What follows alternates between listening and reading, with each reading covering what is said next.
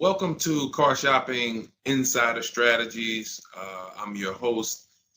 I'm known as Deshone the Auto Advisor. If you have 60 to 90 minutes to spend with us, we're going to talk about how you can make sure you're saving thousands on your next car, not just your next car, but every car you get for the rest of your life. I spent 10 years in the auto industry, 5 with Mercedes, 5 with General Motors, and now we do these streams Monday through Thursday. You can catch us at 12 p.m. Eastern time, and you can get your questions answered live. We do rebroadcast this show for those of you who couldn't make it, or if you want to share this with a friend or family, we'll rebroadcast the show throughout the day. But Monday through Thursday, we are live. You can meet us here to get your questions answered. So I welcome everyone. You're going to hear me talk about the sponsor of our show, which is my digital book. It's my new digital book. It's called Cars from Home, 7 Steps to Saving Time, Money, and Avoiding Dealerships. We've gotten hundreds of testimonials and we've gotten lots of reviews on this book. People like you using it to get below market purchases, below market leases, below market new cars, all from home. 99% of your transaction should be from home. That's how you put dealers against each other. That's how you see the whole market. The only reason you should be in a dealership is to test drive your cars, is to have your car appraised if you're going to sell it, and to pick up your car if that dealership doesn't deliver. So we're going to get into some serious Q&A. I see we got a lot of people checking in on TikTok. Good to see you, Cindy, Cowboys, Hoop you 42, EJ Mobile. You guys can feel free to start typing your questions. I have my man Dolan in the background moderating, and he's going to bring in all the questions we get so that we can make sure that everyone gets an answer. All right. So feel free to start typing. We do have a welcome special from my new digital book.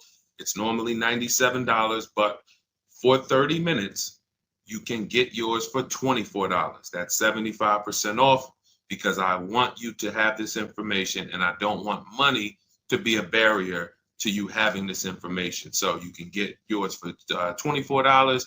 If you get to my TikTok bio, the Instagram bio, the YouTube comments, and the Facebook comments before 30 minutes, you got yours for $24. It's worth $97 and more, but $24 is better. I'd love for you to have that special. So feel free to start typing and we'll get to it. Nigel, Kodak, good to see you. Rob, Enrique, this is our Wednesday, May 7th live show. So for those of you who may want to know, are we actually live? I'm going to be saying the dates on the show just so everyone who is live knows that we are live and they can actually type your questions. So while you guys are typing, I want to tell you about this 7-step system that you want to be operating in. You don't want to be out here winging the car buying process anymore, the car shopping process anymore. This is 7 steps. Whether it doesn't matter whether you're a high mileage driver, bad credit person, good credit person, lease person, purchase person. 7 steps. First step is the most important question. How many years are you keeping your next car? This is the most important question because we need to know how are we going to beat depreciation. Depreciation is what we call the unseen expense. If you buy a car today for $40,000, you don't drive the car one single mile. You don't even drive it. Say you don't need it. You park it outside your house for 1 year. $40,000 car. Come back in a year, what's that car worth? Throw some numbers out there. Your brand new car, $40,000. It could be a used car too. You bought the car, you drop it outside your house, you never touched it. Is that car worth $40,000 1 year later? Didn't drive 1 mile. Didn't drive 1 mile.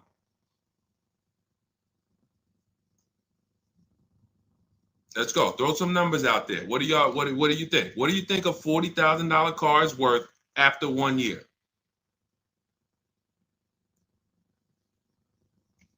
Let's go.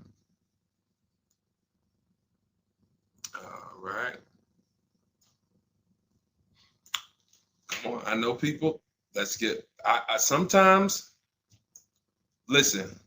I'm going to say this because y'all know I'm a straight shooter. For those of you who are just new here, I have to let you know, most of the people who have a hard time with us getting to the money, literally getting to the money. It's not a matter of the information. The information's proven. We got thousands of people using it. We got thousands of comments. We got hundreds of testimonials. It's the ability to focus. It is the ability to focus. We live in a world where it is very hard for people to focus, and that is where you lose. So I'm letting you know, when you come here to Car Buying Insider Strategies, you have to lock in. If you're going to be here, if not, you're not going to be able to win. You're not going to be able to use what we teach to literally dominate your car buying processes and have total wins, like Milligan, almost $30,000 off an electric car. Like, Just Ralph saving $5,000 off his brand new 2025s. He bought 2 of them. Dealerships dropped the price. The moment they came out, he got them back in December. They dropped the price on both of them over $5,000. Like, these are brand new high demand cars.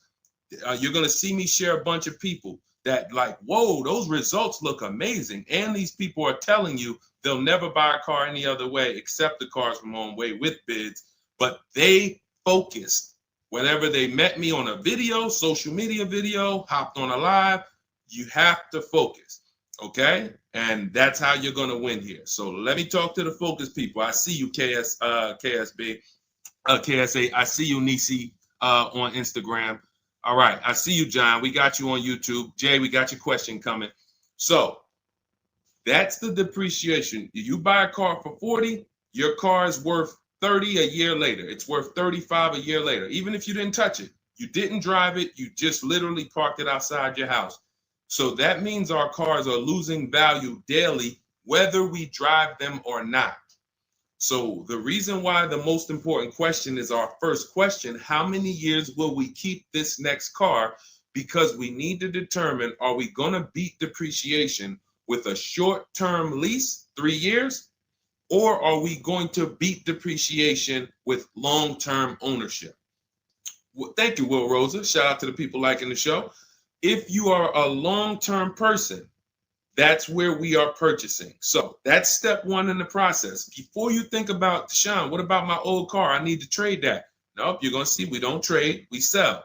But before you think about, Deshaun, I want this car. How do I get the best price on that?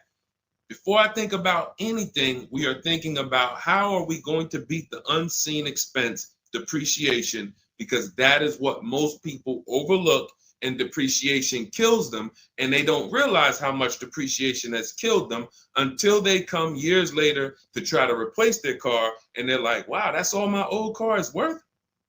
Who's had that happen? Who understands that every time you have gone to replace your old car, if you replaced it in 3 years, 5 years, 6 years, besides the pandemic, when every single car was worth $7,000 more than what it was really worth, so you could buy anything and you could win. Besides those times, isn't it more likely that you went to replace your car and you're like, whoa, that's all this car is worth?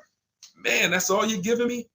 Because the depreciation has really set in, and we have not held the car long enough to have that win. So that's why this is the most important question. Then we move to equity assessment, where we get bids. Then we move to deal structure, where we structure, what does a great deal look like? What does it look like if I lease this vehicle and it's a great deal? Not these bad deals I see on commercials. What does it look like for me to budget and make sure when I go shop, I'm not going over my budget? In fact, I want to shop way below my budget. That's what we do in step 3. Takes us about 10 minutes. Then we move to shopping. This is the fun part. And I want y'all to understand something. Shopping is deciding what you want. It's not buying it. It's not buying it. Shopping is deciding what you want. Okay? And what we tend to do is we mix shopping with buying. When I was in the dealership, I would have people, man, Deshaun, I don't know how I ended up with a car. I just went to Home Depot. I was going to Home Depot. I said, let me stop by the dealership. And now look, I'm leaving with a car. That's mixing shopping with buying. We don't want to do that. And then we move to step 5, which is we're multiple offers. Multiple offers. So you're going to hear as you stay on the stream and as you understand what we do in the Cars from Home process and why people are saving so much money and they're so happy enjoying their process is because of those 2 words, multiple offers. It puts you in control. It puts you in the driver's seat. It makes you feel like you are the prize. You're not begging anymore. Who's been in a dealership feeling like, man, why am I begging these people to take my money? Will anyone be honest? Anybody be honest and say, man, anytime you've been in the dealership, have you ever felt like, why am I begging these guys for me to give them $20,000 of my money? $50,000 of my money. So what we're going to do is when you start getting multiple offers, you're going to see, whoa, this thing flips on its head. Now they're coming to me. Okay, so this is just initial mindset of the difference with the Cars from Home process. Step 6, we go and tie up our paperwork. Again, if you notice, all of this stuff I'm talking about is done from home. The only thing we do in that dealership is test drive, come on home. And you're going to start now enjoying your test drives. So you probably can't even, you've probably been scared to go test drive. Sean, I'm scared to go test drive. I don't want to, because they're sitting you down. Thank you, Paul. Thank you, Paul Sperling, for being honest. I see you on Facebook. That's where you've been nervous. Man, I don't want to go test drive. I'd rather just, but what you're going to start doing now is enjoying the shopping because you're test driving, going to another dealership, test drive this. Sometimes people go with their families and say, hey, family, good news. We're going to go out this weekend. We're going to test drive a bunch of cars and we're going to decide what the right one is for our family. The kids are happy, wife's happy, husband's happy. Yes, let's do it. Get to the first dealership, test driving the car. All right, what do you think, guys? Oh, it's okay, it's all right, it's nice, we like it. Okay, now the kids think we're going to see 3 vehicles. Next thing you know, Dad's sitting down with the salesman. Hey, we got a great sale, today. It's a 1-day sale. That's a lie. Really? Oh man, what does the sale look like? Oh man, and for those of you know, I'm not the public. I'm an insider, so I'm telling you from being in the dealerships. You get what I mean? Like I respect people who never were car salesmen and they're trying to teach you guys how to get the best deals. God bless their hearts. I'm telling you from inside.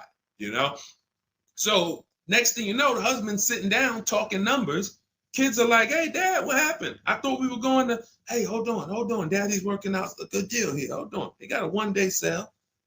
Not realizing they've completely taken you off your shopping process, which is your power, deciding what you want. And then once you decide what you want, you have multiple dealers compete while you sit at home. Right where I'm at, right where I'm sitting is where I have made my last probably 5 car deals for myself and my family from right here. Bids. So now that we open it up, we gave you a little mindset of what Cars from Home is about. We got questions coming in. I see Jay on YouTube. I see Robert on TikTok. For those of you who want to know if we're live, we are live. It's our Wednesday, May 7th episode. We're live every Monday through Thursday at noon. But you might be watching a rebroadcast and you might have someone ask the same question that you're going to ask because we do replay the show throughout the day for those who couldn't catch us live. All right. So Dolan, let's start bringing in these questions. I see we got some coming. And Instagram, you guys type your questions. We're live on Facebook, YouTube, Instagram, and TikTok. All right. What do you think about the Flex Car Leasing Company? Let's see. It's Flex Car Leasing. All right. Let's see if we can find out about Flex Car. Live large, spend small. Sounds like a good quality lease. That's literally, listen, I leased my first car, I was 22. I had other friends buying cars. My payment on my Pontiac G6 was $256. It was a $20,000 car. I never had a problem with it because it was always under warranty and my other friends were out there, buying cars they were paying double what I was paying. And again, if you're keeping your car 8 years or longer, forget about leasing. You should be shopping for a below market purchase.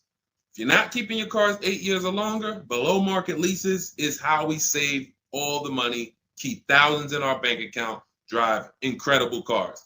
So let's take a look. It says Flex Car is the first and only month-to-month car lease because freedom shouldn't come with a contract. Once you flex, you'll never buy a car again. Now, I like this. We're just judging it by what do we get to drive? Here's how you judge leasing, y'all. What do I get to drive and what do I pay for that? For example, I told you guys my first lease was $20,256 a month. Then I got an Infiniti G25. Our payment was, that was early. That was like 2011. It's like a $35,000 car. I want to say I was like low threes or either high twos. Ridiculous deal on it. Wasn't no more than that because after that I got an Infiniti Q50, $45,000 car. My payment was $325. After that I got another Q50. I had 3 Q50s in a row. My next payment was $345. My last one was $365. That was all of these are $45,000 cars. No money down. I do not put money down on leases, and I teach you how never to put money down when you're shopping. When you know you have a great lease deal, then you can put money down. Let me give you an example. So let's say we shop all our offers. You're going to see dealers all over the place. Once you get multiple offers, you guys are going to see, thank you so much. Shout out to the people sharing on TikTok. Shout out to the sharers. Everyone who shares this broadcast, I appreciate you. Everyone doesn't share, but I appreciate the people who do share. I don't take it for granted. You know, and your friends will be upset if they find out you sent them out. They went out, bought a car, got ripped off, and then you're like, hey, you ever hear that guy, Deshone? No. Oh, yeah, I watch him all the time. Why didn't you share his channel with me? That mess around, you know, the friendship's over. So make sure. So share with your friends. But anyway, so when we consider that leasing is a value play. So leasing is how much car can I drive for X amount of money? Because that's all we judge it by. It is literally nothing. We're not in love with these cars. We are not keeping these cars for more than we should not be leasing something and saying we love it. Because if you love it, you mess around and lease something that has a bad lease program, and then you're driving a car overpaid for it because you like.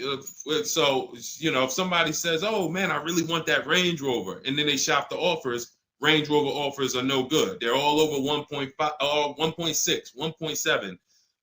For those of you who don't know, we judge leases by dividing the MSRP, the monthly payment we get, no money down. You divide that monthly payment into the MSRP.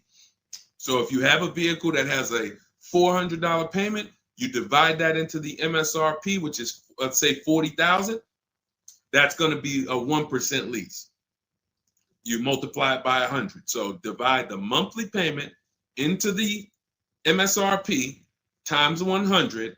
That tells us a percentage. So once we get that percentage, we can see, is this a 1% lease? Is this a 1.5% lease? Is this a 1.2% lease? Now, you cannot judge a lease until you've gotten multiple offers because you need to find what we call the 20%. What are the 20%? Anybody know what the 20% is? And we're still talking about this Flex Car leasing program because if we can lease cars through Flex Car and they're 1% leases or 1.1 and 1. If you get to drive these expensive cars, but you're only paying 1%, 1.2%, 1.1%, less than 1% of the MSRP on a monthly payment, you don't have to tie up all your money. You got cars under warranty, no problems. This could be a really good thing. Now, I haven't used Flex Car, but I'm just telling you, if you guys explore them, this is what we are judging because this is how we judge leases.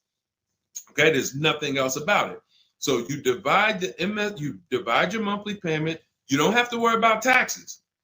Here's why you don't have to worry about taxes. And here's why you also don't have to. We're just talking about leasing. So let's continue to ask questions about used. I don't know if more people are just interested in leasing.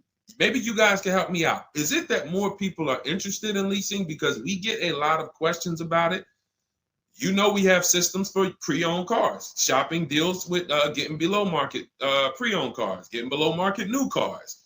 saving money with our bank bidding war, making banks and credit unions bid for our interest rates, selling cars to get our equity out, bidding. So we have all types of stuff outside of leasing, but I'm going to answer the questions you guys ask. And if Dolan keeps pulling in the questions and most of them are about leasing, then that's what we're going to talk about. Okay? So that's how, so here's the reasons why you never have to worry about what about the taxes and fees and what about the selling price? Do I divide the monthly payment into the selling price or the MSRP? Well, you're going to do it on the MSRP. That's that sticker price. I'm going to show you guys an example here on the screen so you can see. This is a sticker, window sticker, and you can see, Dolan, can you snatch that? Thank you so much, Dolan. The total MSRP right here, that's your MSRP. That is what you're dividing your monthly payment into. Now, the MSRP tells us the value of the car in the market. The MSRP tells us the value of the of the car in the market. It does not tell us what they're selling the car to us for and how much they've discounted it. That's reflected in the monthly payment. So you have a $40,000 MSRP. One person, one dealership, an 80% dealer offers us $600 a month for that. Okay, another dealer, 80%, offers us $650 a month for that. No money down. Remember, always shop our lease deals with only first month's payment due at signing. Only first month's payment due at signing. You don't do anything else but first month's payment due at signing. And you tell dealers how you want your lease deals presented to you. You do not let them work you up a random lease deal. Okay, so you get your first month payment and you say, okay, one dealer says $650, $40,000 car. This is an average car. $600. Another dealer says $550. But then here comes this 20% dealer, $425. So now you're looking and saying, whoa, the percentage for the higher dealers is 1.4, 1.45, 1.6, 1. But this lowest dealer is 1.2, 1.1. What's going on here? Same exact car. This is the 20%. You've identified the 20%. They've identified themselves, and the lower sales price that they're giving you is reflected in the monthly payment. So so the monthly payment is where we can see the discounts, not the MSRP. So we divide that monthly payment into the MSRP, gives us that percentage, and we can see those with the lowest offers, lowest percentages have made us the best deal. And we always make sure we tell them, put your taxes and fees into the payment. Okay, now I have templates for this. So everything we do is by email. If you guys want to take this and use it, you want to try calling around, just remember this stuff. For those of you who do not want to remember it, you're like, Deshone, give me the blueprint, give me the step-by-step. We have everything in my digital book, Cars from Home, 7 Steps to Saving Time, Money, and Avoiding Dealership. I wrote the templates out. You just fill them in, blast them out. We show you something we call the 25-to-5 strategy, where you connect with 25 dealers in 20 minutes, and your goal will be to get 5 offers. So as our welcome offer, you can get your copy for 75% off, normally $97. But if you head to my TikTok bio, you won't leave the show, Instagram bio, YouTube comments, or the Facebook comments, you can get yours for $24, which is going to be 75% off. It's a digital book. You'll have it by the end of the stream. Okay? But this is very important. When we're judging lease deals, whether it's through FlexPay, whether it's through an individual dealership, it does not matter. We are judging them based on value. And the lower percentage I'm paying to drive X amount of car, the better value that we're getting. Okay? That makes sense? Type dollar signs if that makes sense. If anybody needs me to go deeper on that, we can certainly go deeper. Okay? I just had to, there's somebody named Pop. We blocked him on TikTok. He said, talk too much drama to drive a car. He never say that with a house. And if he would, he's totally ignorant. And here's the thing.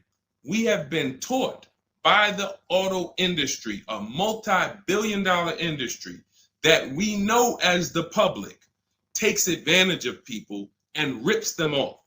As an industry, not every dealer, but as an industry, they take advantage. They do not get sued. We have people who are driving the same cars, paying $200 more, same exact car. No one is getting lawsuits. You're ripping us off because you've taught us that we should be able to come into the dealership, make a $30,000 transaction on the low side. The average car price is probably 40, 45 grand. They've taught us that they've taught us we should be able to make that decision in 1 hour with no real competition and no real information. So when we talk about strategy and the way we save money, when you look at somebody like a Marie, hey, just wanted to reach out and say thank you. I love these emails, by the way. Those of you who have my book, who are using it, please continue to send me these types of emails. Marie said, just wanted to reach out and thank you. Using the guide, I saved over $13,000 off MSRP, got my payment to be hundreds lower per month and maintenance included with no money down. Just wanted to say thank you. 2025 GLC 300 coupe, fully loaded. Now, some of you have this exact same car, or you know someone with it. You know someone with it. And they probably went out, got it traditionally in 2 hours, did very little shopping because they wanted this car. But Marie used the cars from home process, got my book, $24. Hopefully she got it at the welcome offer for $24. And that $24 investment saved her $13,000 off this new car. $13,000. We are not here on Wednesday, May 7th, to talk about hundreds of dollars. And these are the people who would be warning you guys to say, hey, you better have a process. And if you don't, that's okay. You don't need a process. Just know you're overpaying. And just understand that the car business has mastered sending you down the road in your car and you overpaid and you're smiling. It's a very, very powerful business, multi-billion-dollar machine where you could send hundreds of people down the road smiling and they literally overpay. You just made $5 grand on them, $8 grand on them, 10 grand on them. That, you know, there's a saying in the car business, the happiest customers are the ones you make the most money on. That is a saying. So the happiest customers, the ones that are no, hey, listen, you got to do better, man. Hey, man, I'm still not happy because you still don't feel like you got a good deal. Those are the people that you make the least money on. Still making money on them because they're not comparatively shopping. But the ones who, oh, Joe, you were great. You made this so easy. Go see Joe, everybody. Meanwhile, Joe's making 8, 10 grand on you every single time. So appreciate the people who value having a process for the most expensive purchase some of them are going to make. We're not buying homes like we used to. So some people, cars are going to be the most expensive purchase that you make. So I appreciate the people who value how serious that process is. All right, Dolan, let's keep them going. Next question. We got a lot more coming in. Lady V, how are you? What are the major updates for the car buying strategy? Oh, are you in Cars from Home? I announced, Lady V, let me know, because it sounds like you're talking about a post I made to our private group. Actually, if you check Leasing Like a Boss, what we just did is we turned our 25 to 5 shopping process, which was you. By the way, guys, this is somebody, we have 2,300 people in our inner circle who use the Cars from Home strategy. They don't like reading, not all of them. They prefer videos and coaching. We have coaching calls first and third Wednesday. We got one this afternoon. But what she's asking, I announced that we were upgrading again our process because we made it even shorter. And guys, we're getting cars in 45 minutes.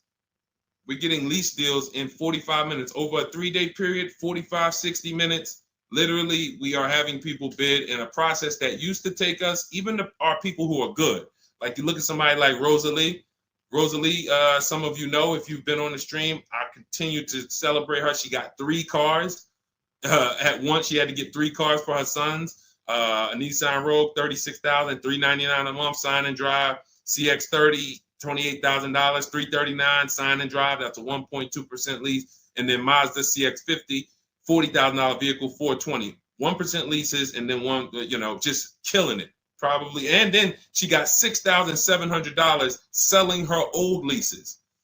She sold 2 leases because in step 2 of our process, we teach you how to sell not just your cars that you own or that you finance. Who didn't know you could sell a lease? Type me. Let me ask this too. Who didn't know you could sell a car that you did not have the title for? It's not paid off yet. Let's ask both. Who didn't know both of those? Because I've seen people in my career that say, listen, Deshone, as soon as I make my last payment, I'm coming to get that. As soon as I get the title. And I'm like, where did you think that you had to wait for the title paid off to? So who didn't know that? So literally, I see you, Nina. Thanks for being honest. Appreciate you. All right. Thank you, yours truly. I appreciate the people who are always willing to be honest, because you're the ones who are going to really, if you can't get the bad news, you are literally not going to be able to get to the good news. Like, you got to realize the people who they have a very tough time is they just think, Deshone, I know way more than you. Even though you've been in this thing since 2006, you got all this experience, you done worked for this, been a finance manager, had your own brokerage. Deshone, I still think that I know this more than you. Very tough time helping them.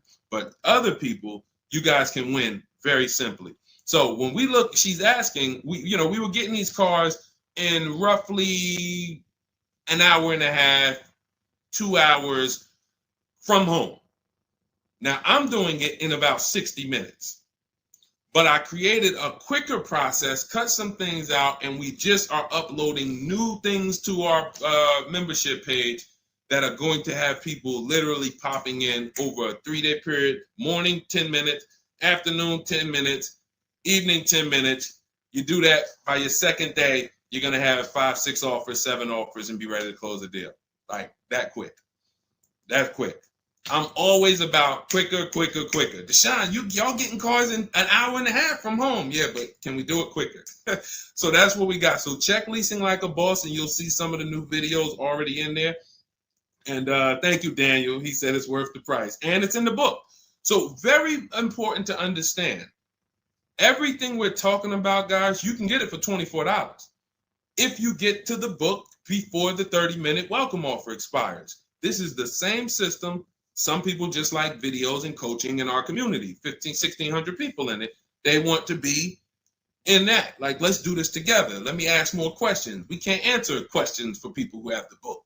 Unless you pop on a live and you catch me here. So thanks, Lady V. But yes, check out the membership page and you'll see all of the new videos in day 5 for the 25 to 5 strategy. It just got quicker. All right, go ahead, Dolan. Pull the next one up. All right. And every time y'all hear something that you like, can you continue to run up these likes on TikTok? Appreciate it. I see we're about 300 now. But if y'all can continue to run those likes up, it means a lot. It lets TikTok know, hey, they're talking some serious stuff over here. Let's bring some more people over here so more people can benefit. My man Paul Sperling on Facebook. How are you? Are there dealerships that won't allow you to lease unless you use their financing and not use your own credit union? This is a great question. Wanted to know if it was true because Genesis Salesman told me that. Great question. So Paul, with a lease, we must use the dealer's bank or the manufacturer's bank. It's not like a finance where we can go and we can get our own financing. We can shop around for our own financing. And the reason we're doing that is to make sure that they're not overcharging us for the financing. So we have a process we call the bank bidding war, where we strategically let tons of banks and credit unions shop our credit without it lowering our credit score with all these inquiries. And we do it within a window, and it allows it to only show, it only affects our score as one hard inquiry. So these are the steps we take to make sure we are not overpaying. Thank you, y'all. Yali 288, #1 gifted badge. Appreciate you. But on a lease, it's different. We must go through the dealer's bank. Now, here's what could happen. With a lease, there's something called a money factor, which is an interest rate. That's an interest rate on a lease. It's called a money factor. Now, dealerships, if they know you are not shopping, and some, the 80%, even if they know you're shopping, they're going to mark up the money factor. So they're going to create and quote you with a higher money factor. This is why going in and asking for the invoice does not matter. You don't know what the hidden money is. What are the rebates? What is the incentives? What is the money factor? You don't know. Did you mark it up? Did you not? Can't see it. It is totally undisclosed. There's no way for you to see it. So how do we make sure this doesn't happen? Multiple offers. Because when we know you're shopping now, and again, you're going to see as you guys get multiple offers, sometimes it's not going to matter. You're still going to see offers that are extremely high. And you're like, these guys are still quoting us high, even though they know we're shopping. Correct. Because this is what they sell their cars for. And they will sell this car to someone else for the higher price who does not have strategies before they discount it to sell it to you. They would much rather say, Mr. Customer, that's my best deal. I'm sorry if it's not in your budget, but that is my best deal. They're not lying because they're going to sell that car to someone else who does not have strategy, who will gladly pay it. But once you begin to shop around, you're going to see, like I have a market report up. Can you snatch that question down for 1 second, Dolan? There's a market report up here on the screen for an Infiniti QX60 Lux. It's a $61,000 vehicle. Now we can see so far, and this was literally when we got 4 offers. Now what you're going to be getting is at least 5 to 7, and then you make your decision. Only vehicles that are very scarce, you're going to see less than 4 offers or less than 5 offers. And then at which point we usually make a decision on, do we want this vehicle or do we want to hold off and maybe check back next month, because we need competition. But in most cases, you're going to see plenty of offers come through, 5 offers, 7 offers. This is how most market reports look that we prepare. We prepare these for people, and this is what we teach you to do for yourself. So as you can see, $61,000 vehicle. One deal is at $873. Sign and drive, no money down. One dealer is at $889. But then we have 2 dealers that have come in at $680 and $685. $200 apart. So now there are people in these other dealers that are at $800, almost $900 a month, negotiating. Come on, man, can you get me down under 8? You see how that's a losing battle? They're at $889, right? They know we're shopping, because when we shop, you always want to let dealers know. I'm speaking to a couple dealers. You catch more flies with honey than with what is the saying? Vinegar. So be nice, be friendly. All the scripts we have, you use our scripts. We have thousands of people using our scripts from our book and from our Shop with Deshone coaching program. And they're nice. They're friendly.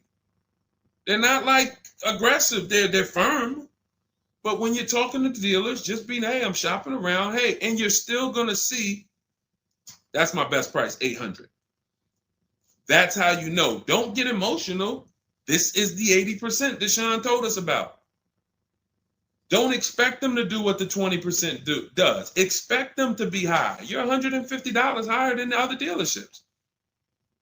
Are you going to come down? No. No.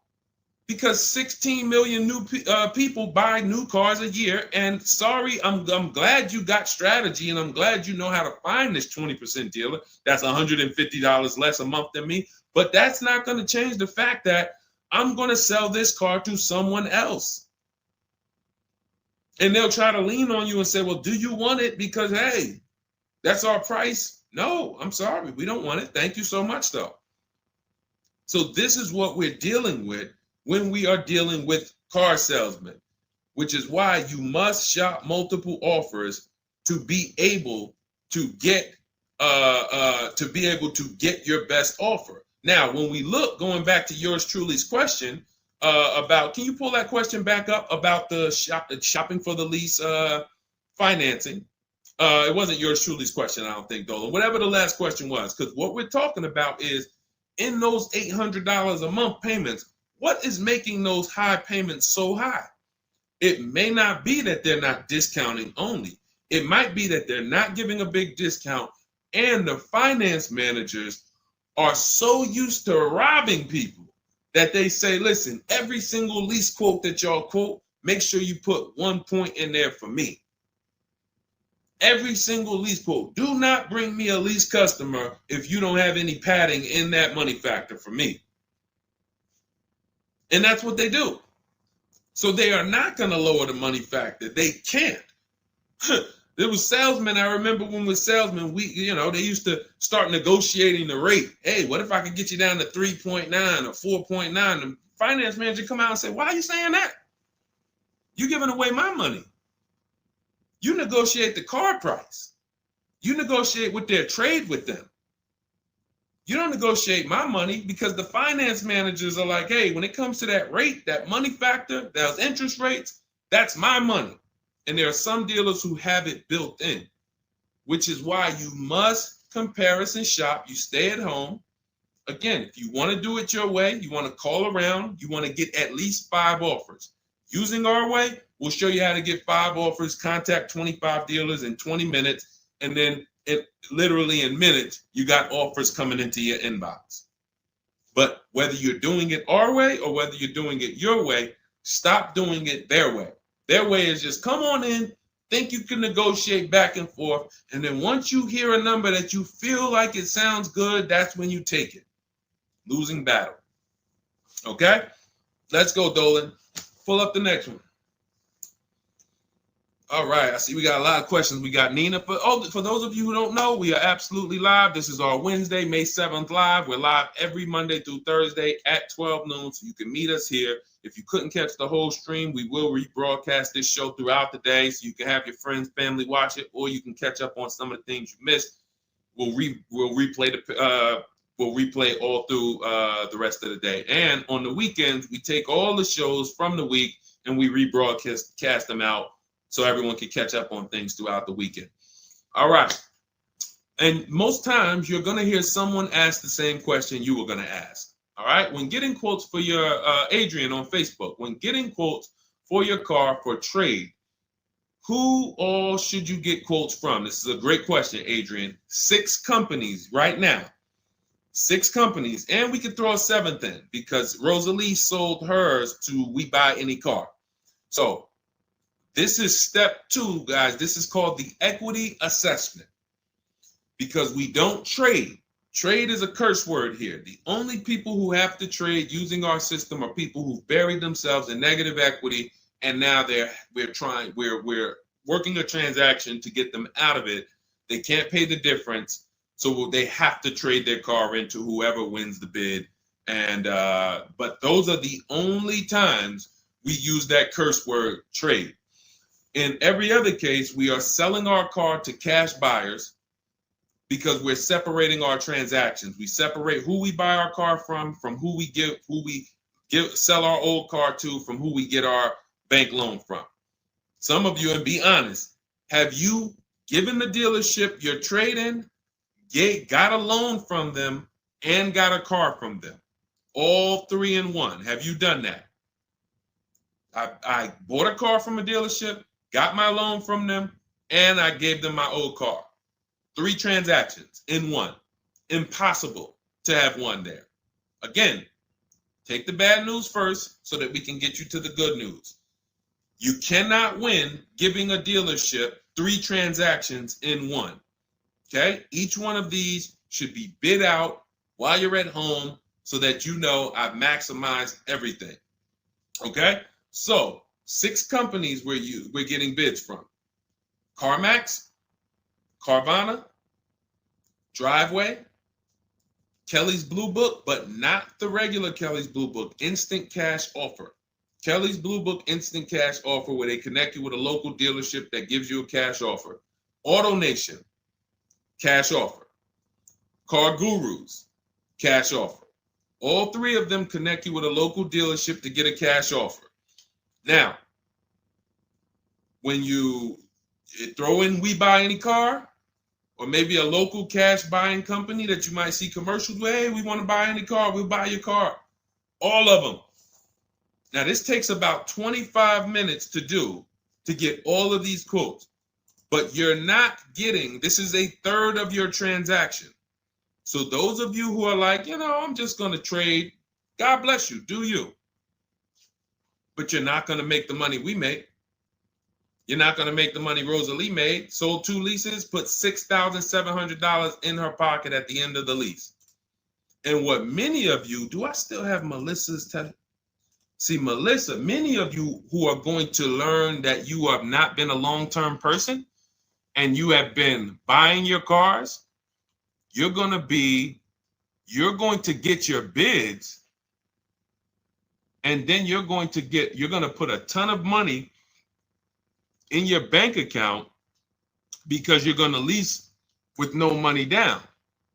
And once you lease with no money down, I don't think I have it up. I think it was from last year. And because we're just showing all 2025s and 20. Yeah, that's all we're showing right now is, recent people, But some of these, Dolan, I'm going to go back and grab because some of them were unique in that when you see you've been somebody who's been taking loans out and you're like, Deshone, every time I buy a car, I take loans out 5-6 years. I go trade the car in after like 4 years, or maybe I pay them off and then I go and trade them in.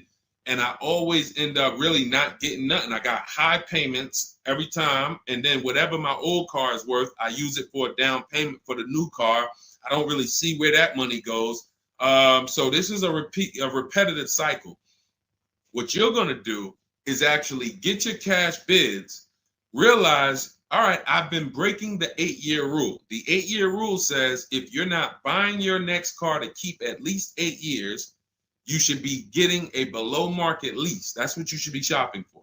That's going to save you thousands upon thousands of dollars more, and you're going to drive better vehicles. If you're keeping your car more than 8 years, then you should be shopping for a below market purchase, new or used, based on your budget and your values. So the 8-year rule. So you say, man, I've been breaking this 8-year rule. I'm not keeping these cars 8 years. Let me go and shop for my below market lease next time. So my normal car that I would normally trade in, not really see where that money's going. Now I'm going to bid that out to CarMax, Driveway, Carvana, Kelly's Blue Book Instant Cash Offer, Driveway, Car Gurus, and We Buy Any Car. I'm going to see the highest bidder. The highest bidder might be like, because Melissa, I think she made like $14,000. She had like a 5-year-old car that she would normally trade, but it was paid off. And she's like, all right, I'm not going to go and use this as a trade and buy something else. She gets like, you're going to have like 12 grand equity, 15 grand equity. Beautiful. And what's going to happen is when you shop for your below market lease, you're shopping with only first month's payment due at signing. So you find your lease, you've already been paying super high payments because you've been purchasing. Now you're like, whoa, I could drive this new car and it's $200 less than what I've been paying. I don't got to put no money down on this thing. You pull out of there with a super low payment, new car, and you got a $12,000, $15,000 check going in your bank account. Got my car, and now I can see where my equity is going. It ain't going to you, dealership. It ain't going in that car. It's going in my bank. And this is, that's one of the most beautiful things I love to see. And it only happens for people who have been, unfortunately, programmed and brainwashed to buy cars. They don't keep them 8 years. And then when they come to the revelation, now it's like, boom, equity goes in the bank. I'm driving new cars for cents on the dollar. Beautiful. All right. And that's why you do the equity assessment before you shop. Step one, we decide how our 8-year rule. Are we buying to keep more than 8 years or less than 8 years? That's when we know, lease or purchase. Then step two, equity assessment. Let me see what my current car is worth. My current lease is worth. Can I make any money on it? Am I upside down? That's what we do at step 2. Okay, so once you guys really follow this process, your whole car buying is going to change. You'll be moving just like everybody else is moving. Just like Brian got his first lease. First lease using our system. He said, just finalized my first ever lease using your system. 2025 HRV Sport, all-wheel drive, $30,500 MSRP for $395 a month. 1.2% ratio. See, this is how you know people understand the car buying process. They talk just like me. They talk just like me. They know the process. They didn't have to go to school for this. They just followed the steps, and I walked them through how to judge the deal. 1.2% deal, 12,000 miles a year, 36 months, no money down. His initial quote from this dealer was $434.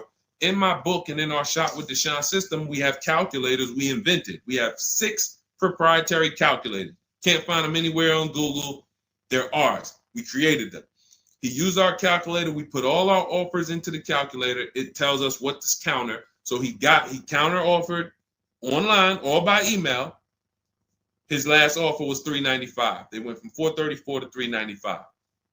That's how it goes. And he probably had 5 or 6 or 7 other offers that was $150 a month higher. That's how it goes. All right. That's where you want to be. All right. That makes sense. Did everybody grab that? Type $ if you follow me. Who's following? Type $. Okay. I never want to go to the next subject before I make sure. All right. Did you grasp that? Did you? All right. Thank you. I see you, DJ and Nice. My man, good to see you checking in. Hart, you have that's your username, Hart. So yours truly. Thank you so much. Good to see you. All right. I see you, HD1 1225. Good to see you. All right, perfect. All right, Dolan, let's go to the next question. All right, feel free to keep talking. I know we got a bunch, so I'm not even gonna say it. Let's just try to get through what we got so far. Should there be a set length of financing depending on the year of the car? Great question. So we have something we created called the Rule of 72 and the 10th birthday. This is, all right, there's something we call the repo recipe. So when I was in Mercedes, this happened more often with Mercedes. People, 4 expenses that we need to take into account when we're financing a car. 4 expenses. The cost to acquire the car, and most people are taking a loan. So it's the cost to acquire. Then you have the cost to repair it. Well, let's say this. You got your insurance. You have your maintenance. And on some cars, maintenance does become serious. On a Mercedes, your oil change is $200. Your brake fluid change and your service B is $400 to $500. So there are cars that we have to take into account the maintenance being serious. Then we have gas. So even if you have a car that maintenance is low, you still have gas. So let's just wrap those 2 together. And the 4th expense is what really, really hurts people when they have something that breaks. And when we have something that breaks, what we typically don't want is a car payment. We don't want all of those expenses on top of things breaking. So what we really want to do, and this is a measure of when you're buying too much car for your real budget. If you can't buy a car and you afford it and can get, most of the loan is under warranty. So most of the loan that you have the car is under warranty. If you got a 5-year loan and you got 2 years without a warranty, okay, cool. You got a 6-year loan, you got 3 years without a warranty, okay. But you don't want a 6-year loan and 1 year you had a warranty and 5 years there's no warranty on a car that could, and you don't have the cash. These are things that we call the repo recipe, because when something breaks and you have a car payment and your insurance payment and they're telling you, wait, you need the maintenance, you just wait, I just put brakes and tires on this thing. This is enough for some people to say, whoa, I can't afford to put $5,000 into this car in 60 days. Or so how do we prevent this? We prevent this by making sure we're not taking a car or a loan too long for the year of the car.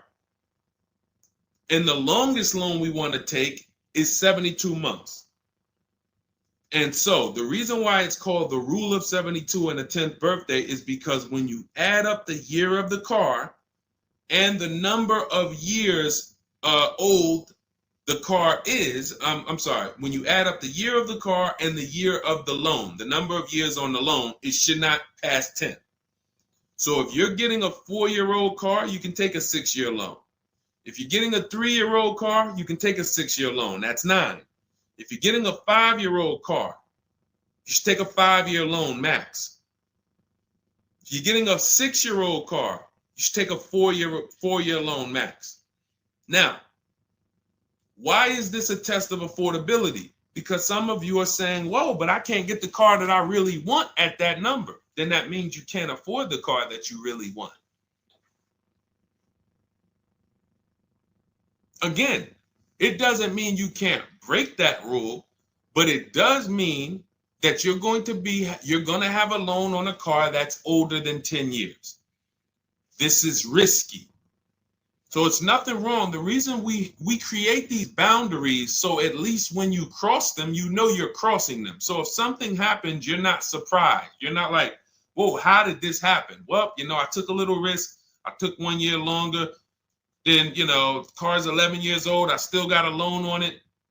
Stuff goes wrong. I'm out there. I got more exposure. But if we use that as a gauge of affordability and say, you know what, if I can't afford a 6-year loan on this car, then I can't afford the car. If they're telling me I got to take 7 years, that's why we cap both. We cap the number of years you should take at 72, absolute longest. And some of you know we default to a 5-year loan when we're shopping.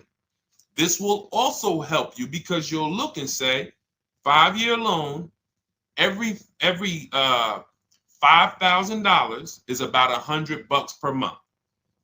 So as you're shopping and you're looking at cars, you should be saying to yourself, all right, $20,000, that's about a $400 payment. All right. And that's if I put no money down. You got your taxes and fees. Maybe I'll take care of the taxes and fees, but that $20,000 car is going to cost me about $400 a month, 5 years. $80,000 car, you're looking at,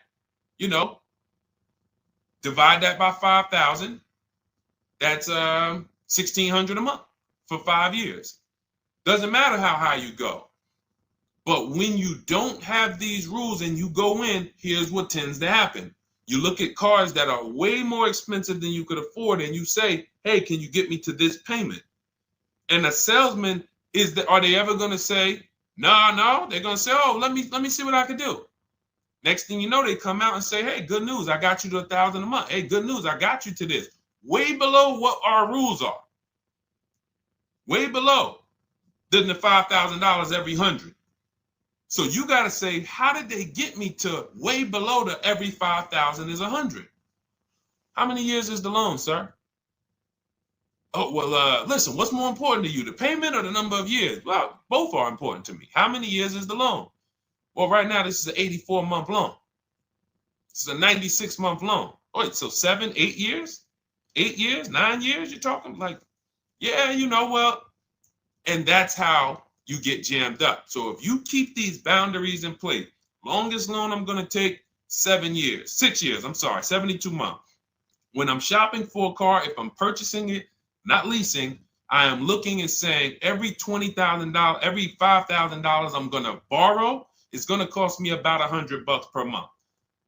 If you do these things, look at the car. What's the year of the car? 5 years old? All right. Max I want to do on that car is a 5-year loan. Oh, it's only 3 years old? All right, I can stretch to a 6-year loan if necessary. You keep these boundaries, you will be safe. You stay far away from the repo recipe. When things tend to go wrong at that 9, 10 year, 11 year mark, you got to put some money into the car. Car is paid off. You don't have to worry. Okay? High dollar signs if you guys followed that. We can move on to the next question. Everybody clear on that? Colin Moore, welcome to the community. New follower. We are live. It is our Wednesday, May 7th episode. You may be watching us live at noon, or you might be watching a rebroadcast. We rebroadcast the show throughout the day until our next show tomorrow, which is at noon. Monday through Thursday, we're live at noon. You can please tell your friends who are shopping for cars, meet us here. they'll be shopping for cars in the next 6 months. This is where they want to be. And they really don't want to wait. I mean, I'm trying to get people to stop waiting till they need a car to go and start learning this stuff. You want to be in the market 90 days before you need a car. We've been programmed again to wait until, and it's probably the anxiety. I put it off to the very end. We've just been programmed to wait until the very end, and then we go in and now we have desperate vibes. We're like, oh, I got to take anything I can get. We really want to be strategizing our car purchase early in the market, able to say no to offers very early. This is power, where you can say no. You can email. We have dates that we give the dealerships of, hey, this is when I could buy a car. I could buy it today, but I don't need it for, 2 months, 3 months. That really puts us in a position of power because everyone they're dealing with is desperate, walking in saying, I need a car today. Oh, I hear these cars are hard to get. All of this wrong, desperate energy that's going to make them pay more. That's what they want to sell. We come with, no, we can make a deal today, but we don't have to make a deal today. And when we come like that, it really positions us to, next month, the car salesman will be like, man, I ain't sold a car in 4 days. Oh man, let me call Kevin Gilder. Hey, Mr. Gilder, are you still in the market? Yeah, I'm still here. I told you I got until I got a couple months. Oh, cool, man. Listen, I think I could get that offer you made last month. We couldn't do it last month, but we were super busy. Everybody was in here, man. We charging them all of this money, but right now we're pretty desperate, and I would like to take your offer to my manager. Sure, definitely. That's obviously not what they say, but that's what they're thinking. So you want to be positioned for that. If you shop every single time in an emergency, you're not going to be able to be positioned for that. Okay? We don't want to be in the habit of emergency shopping. Not here. Once you have this way, you'll be like, oh, man, I could get in the market early. All right. Go ahead, Dolan. Oh, for those of you who are like, Deshone, there's no way I'm going to remember all of this stuff. Can you give me the whole blueprint? Write it out step by step. That's my new digital book, Cars from Home, 7 Steps to Saving Time, Money, and Avoiding Dealerships. And it's 7 steps, whether you are purchasing, whether you're leasing. We get below market leases. You're going to get below market leases, below market new cars, below market used cars, below market financing, because you're going to have banks and dealers bidding for your financing. If you're a high mileage driver, there's 3 different strategies for exactly how you need to be moving as a high mileage driver. If you have negative equity, there are 2 strategies in there to help you move from negative equity to your next purchase. This is all in 7 steps. Very simple to follow. So you can get your copy. It's normally $97, but you can get your copy. Part of our welcome offer, 30 minutes only. If you visited already and that timer started, once 30 minutes goes to 0, it is now $97, which is worth every penny. But I'd rather you get the welcome offer. So go grab it. TikTok bio, Instagram bio, Facebook comments, YouTube comments. Click those links. Go grab your book and come on back to the stream. Make sure after you get the book, you screenshot the thank you page because it has my support team's email. Sometimes you're typing fast, type your email wrong. You don't see that book in 10 minutes, just send an email to my support team. They'll get you your book right away. All right, go grab it before the 30 minutes is up. Go ahead, Dolan, shoot the next one. You don't want to have your own financing all the time, pure knowledge. Sometimes dealers have 12, 13 banks sometimes. Sometimes they can beat what you get on the outside. The key is creating a competition. Thinking about a 2025 Land Cruiser for $62,000, $5K down, any advice? How do we know that's a good deal? How do we know that's a good deal, everyone? Now, mind you, that's how a lot of people approach the car purchase. I'm thinking of this car, all right, I'm looking for, I got 10 grand down. What we haven't, so here's what you discussed in this statement. I'm gonna read this question again, and you're gonna see 2 pillars that unfortunately we're combining. Thinking about a 2025 Land Cruiser. So now in my mind for 62K. Now, this is a new car. With our new car system, we use the bidding. Thank you so much, Daniel. See, Daniel knows. I think, Daniel, you have our book, Bidding the Market. So that's where we're missing everything. So now we're looking at the new car, which means what our process is, we're connecting with 25 dealers to get bids. If you said, Deshone, I called around, spoke to several Toyota dealerships, and the best dealer that I found who's going to offer me a car is going to give me $8,000 off. But I got 5 offers. I got 7 offers. Some people said they're not going to do any discount. Some people had $3,000 in fake fees and dealer adjustments. Some people had protection plans and they took off a little money, took off $5,000, but they had all of these fake fees. So it's really not even like they took off $5,000. But one dealer didn't have the fake fees and he discounted $8,000. Boom. That's a bid. You did it manually. Didn't do it our way. That's just fine. But that is allowing you to have the peace of mind that I'm getting a great price on the Toyota Land Cruiser. Separately now, we're moving to our financing because you said $5,000 down. Therefore, you're getting a loan. So we would now have banks and credit unions bid to now submit offers to you within a 24-hour period. You have all these banks, credit unions online bid for the loan, get the best interest rate. We give the dealer a chance to see can they beat it. In which case we bid out the loan, we bid out the car purchase, and now and watch this. I'm home doing that before you even get home from your dealership. One visit, you're in the dealership 3 hours. I'm popping into my email minutes at a time, 15 minutes. I'm hopping on.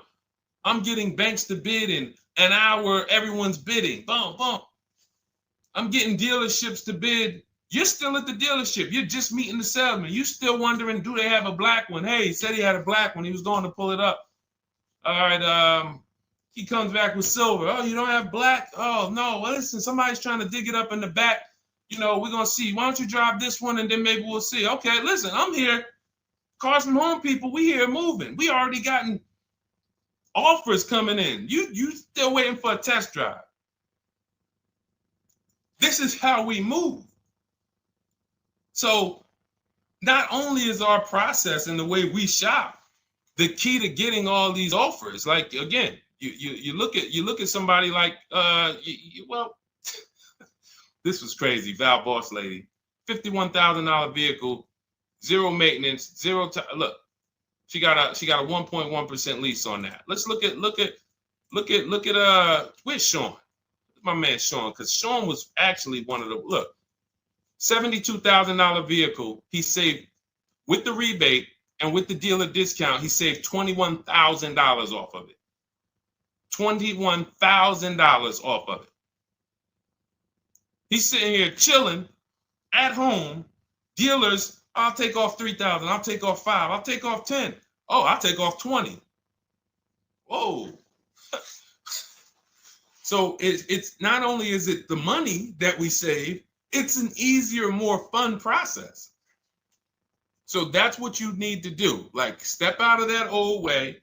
Understand that I need to get multiple offers for the Toyota, and I need to get multiple offers for my financing, and I do that right here from home, where nobody can come into my house and say, hey, get into the dealer here. What are you doing there trying to shop from home? We see you. You're not going to break our programming on you. You better get up right now and walk into this dealership so we can charge you more. Who's going to do that? While you in your living room, while you at work? Dealers bidding while you're at work. Never been to a dealership. It's freedom.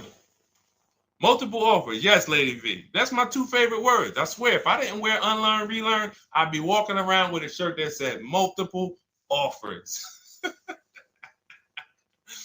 All right, let's go, Dolan. Shoot the next one up. We got time for a few more. Let's go. A few more questions.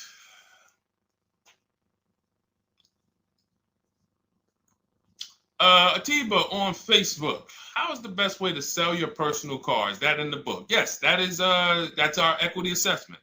Step 2. Step 2. Multiple offers. Get your 6 to 7 cash offers. And if you don't need to replace your car, just go and get your check. Do your inspection, get your check. Cash offers, CarMax, Driveway, Kelly's Blue Book Instant Cash Offer, Carvana, AutoNation, Car Gurus. You want to throw We Buy Any Car in there? 7 offers. Get your cash offers. Now, if you are replacing your car, we are timing the transaction. What that looks like is we get our bids for our old car, our current car, or our lease. We assess what our equity is, and then we go shop for the new car. And once we find the best offer for the new car, we then go in. We'll give the dealer a chance to match it, but they usually can't. Hey, I'm selling my car to We Buy Any Car. You know, they're giving me this. Can you beat it? No, that sounds crazy. I can't beat that, because they're not going to win 2 bids. They're not going to beat all of the new car dealers or the used car dealers to sell you a car. And then they can also beat all the used car cash buyers to buy your old car. They'll be out of business. So you go pick up your new car, drop off your old car, or go drop off your old car, get your check, drive over, pick up your new car. Maximize both transactions. It's a beautiful thing. That is the way it's done with us most of the time. Very rarely is the dealer we're picking up our car from the same one who's buying our old car. Very rarely. But yes, absolutely, that's in the book. All right, let's keep it going. Dolan, next one.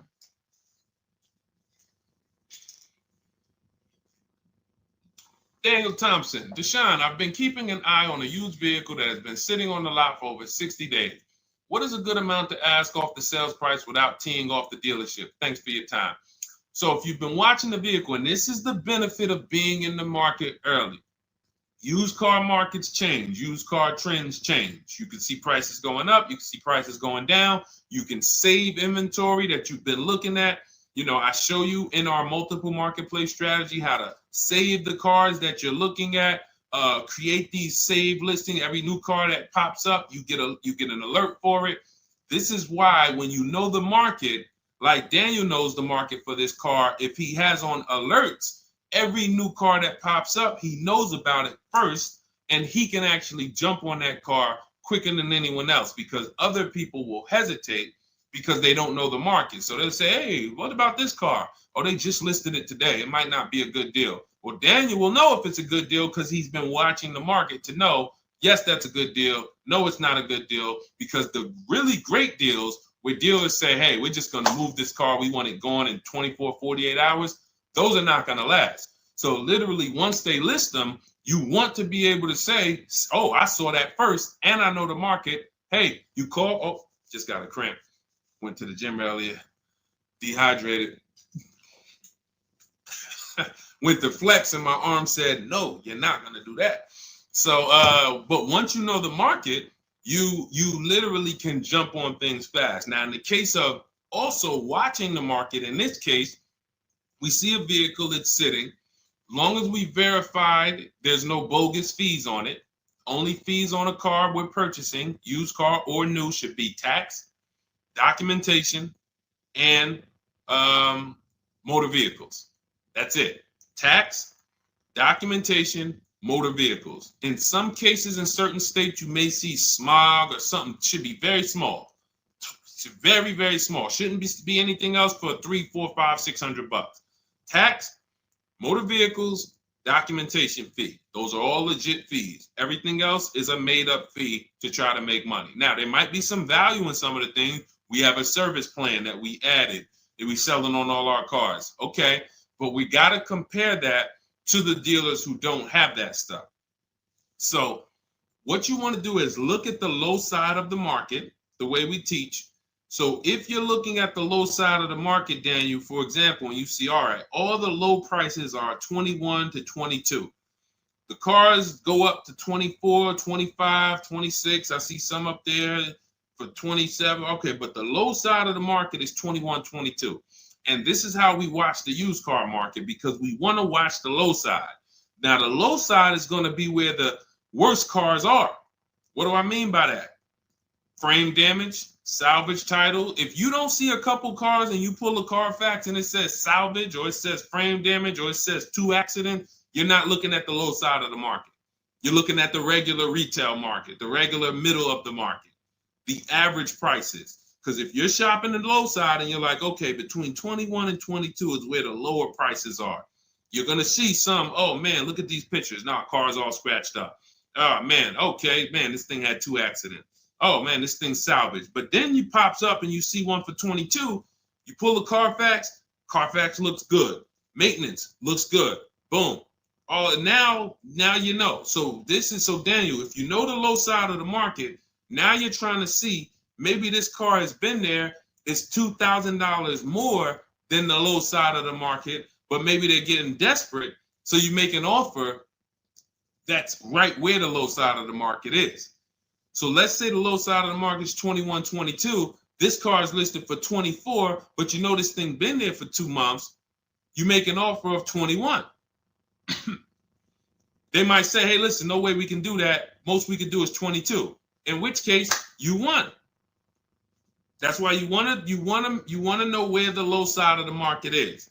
Because if they accept the offer and then your offer was too high, then you regret it.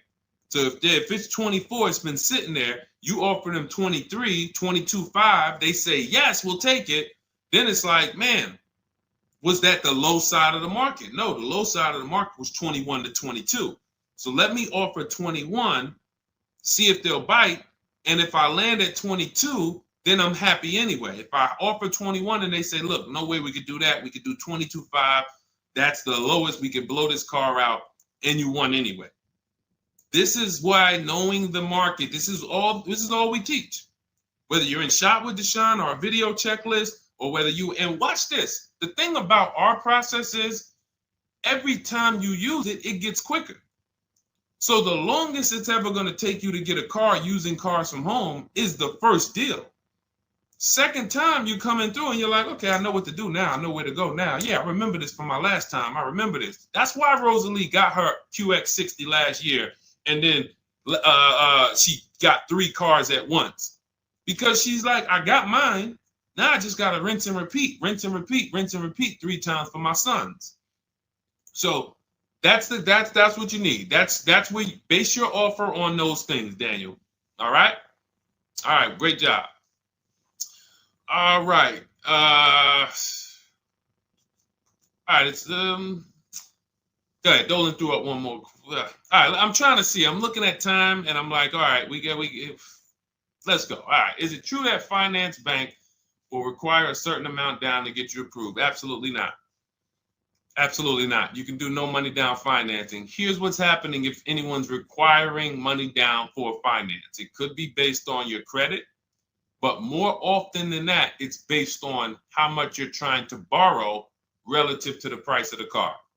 So let's say a car is $25,000. Now, this is how the ability to shop affects your deal in the long run. Because if you overpay, the bank is not going to tell you. It's not their job to say, yo, you're overpaying for this car. But here's what happens. Let's say a car that is a good deal would come in around $25,000. Good deal, good value. Now, you don't know what you're doing. You go in, you pay, you get a car, you're like, okay, man, I'm looking at this car, man, it's about $28,000. It's about $28,000. I love it. It's a nice car. Now, you're not looking at the market to see what the low side of the market is. You go in, and you could do this with a new car too. Tons of people did this during the pandemic. Went in, paid over sticker, 5-10 grand. Normally, the bank would not have approved those, but the banks were in cahoots with the dealerships because there's something called a loan to value ratio, which is why the banks are getting hurt right now because they approved deals on cars that they knew were worth 35, but they were approving loans for 50. Because dealers decided we want to sell this $35,000 car for $42,000. So once our client needs the loan with everything, and they might have a little negative equity, we need y'all to loan them $50,000 on a $35,000 car, and the banks did it, which is why they're falling apart right now, and they're going to continue to collapse. So when you look and say, whoa, if that's the case, how does the bank protect themselves? It should be loan to value ratios, which means this car that you're telling us you bought it for 28, your taxes and everything are, let's say they slapped on some fake fees on you and you're up there like, all right, man, I thought the car was 28. But when it's all said and done, I paid like 34 for it. Now you leave with that car for 34. The bank looks and says, or you're trying to get it for 34. The bank looks and says, whoa, the book value on this car is only 23. So actual cash value might be, we could lend, the actual cash value is like 23. We could lend 25. I could see if somebody bought it for 25. We could lend that because they'll usually give you 20% above what the actual car's value is. So we'll lend on the $25,000 car, we'll lend you $32,000. You're asking for 34. That means you've overpaid by so much, the bank can't approve it unless you get them to the loan to value ratios where they're comfortable. So they're going to say, you got to put down 2,500. You got to get to, you can't borrow no more than 32,000 on this car. You need to come up with 2,500, come up with 2,000. So whenever a dealership's coming to you and say, hey, listen, the bank needs you to come up with this, they're overcharging you. And you're about to take a deal being overcharged because you're overpaying for the car and the bank is saying, we're not taking on all of that risk. That person needs to put some more money down because I know y'all trying to sell them this $23,000, $24,000 car for 33, but we ain't going to help you do that no more. Now, this also happens with negative equity. People trying to move 5-10 grand negative equity over to their new car. And now it's like, oh, wait, the bank's saying you got to put money down. Same reason. So it's two cases, lots of negative equity or you're overpaying or both. But that's a signal. All right. Again, that's why we bid out transactions. When you get multiple offers on the car you're buying and multiple offers on the car you're selling that you have negative equity on, you can see, no, y'all not pulling wool over my eyes because I know the market. All right. And all of this is done from home. That is why our system and our teaching, our philosophy, our company is called Cars from Home. That should ground you in the fact that everything we're talking about, 99% of it is done from home. 99% in minutes, not hours, minutes. All right. So if you guys want your blueprint, if you're like, hey, Deshone, listen, great stream. I enjoyed it, learned a lot. No way I'm going to remember all of this. Can I get the whole blueprint step by step? That is my digital book, Cars from Home. This is specifically for people who are like, I don't like car shopping. I'm not going to know all of this stuff. I want to enjoy my car shopping process. I'm tired of having buyer's remorse. I'm tired of leaving the dealership hoping I won, wishing, I don't want to talk about my numbers. Don't even ask me what I'm paying. Don't ask me what I paid. Don't ask me like that. You can see people from our school, look, they're already always posting their numbers. They never post without posting their numbers because they're confident in them. $50,000 car for Ken, $585 a month, no money down. Look, Jen, she gets a 2025 Honda Pilot, $50,000 vehicle. She saves almost $6,000 off of the price, $5,600 off the price. We could do this all day long. Oh, this is a long one. Oh, graduated. I put $1,000 to hold the vehicle Saturday. The dealership we ended up made the best deal, easiest, quickest process, little over 2-hour drive away. That is a signal. What you're going to see a lot, and y'all are going to get used to it, is driving an hour, hour and a half to go to get that car from the dealer who won the bid. Convenience costs you money. Every one of our students, our book readers who use what we teach, they are absolutely prepared to be, oh man, the dealer that won the bid, they're taking off $15,000. Man, they're 2 hours away. That's a nice drive, ain't it? Nice drive. Oh man, I'm driving I never made this much money on a drive before. And then you start to see most of these local dealers, they think they got me because they see my zip code and they're like, well, this person ain't gonna shop. So listen, hit them at this price. They don't realize that that dealership an hour and a half away is like, hey, we got the car. Hey, we'll sell it to you for this. But they never expected you to find them because most people don't find them. So that is the Cars from Home system. It's very simple, 7-step process. I walk you through it. And in my digital book, you'll have all your questions answered because it's a step-by-step process. You literally just do one step, check it off. Next step, check it off. Next step, check it off. By the time you get to step 7, you're setting up your delivery of your car or you're going to pick it up. All right. But it's normally $97. Part of my welcome offer, 30 minutes only. You can go grab a copy for $24, 75% off, and you will have it in your inbox. Make sure as soon as you get your book, you screenshot the thank you page, has my support team's email on there, just in case the book's not in there in the next 10 minutes. Maybe you type your email wrong. Make sure you check your junk and your spam folders. But go grab your copy. You'll have everything that we teach in a step-by-step manner. You'll be able to get cars in 60 minutes, 90 minutes from home, and you'll start to enjoy the car shopping process.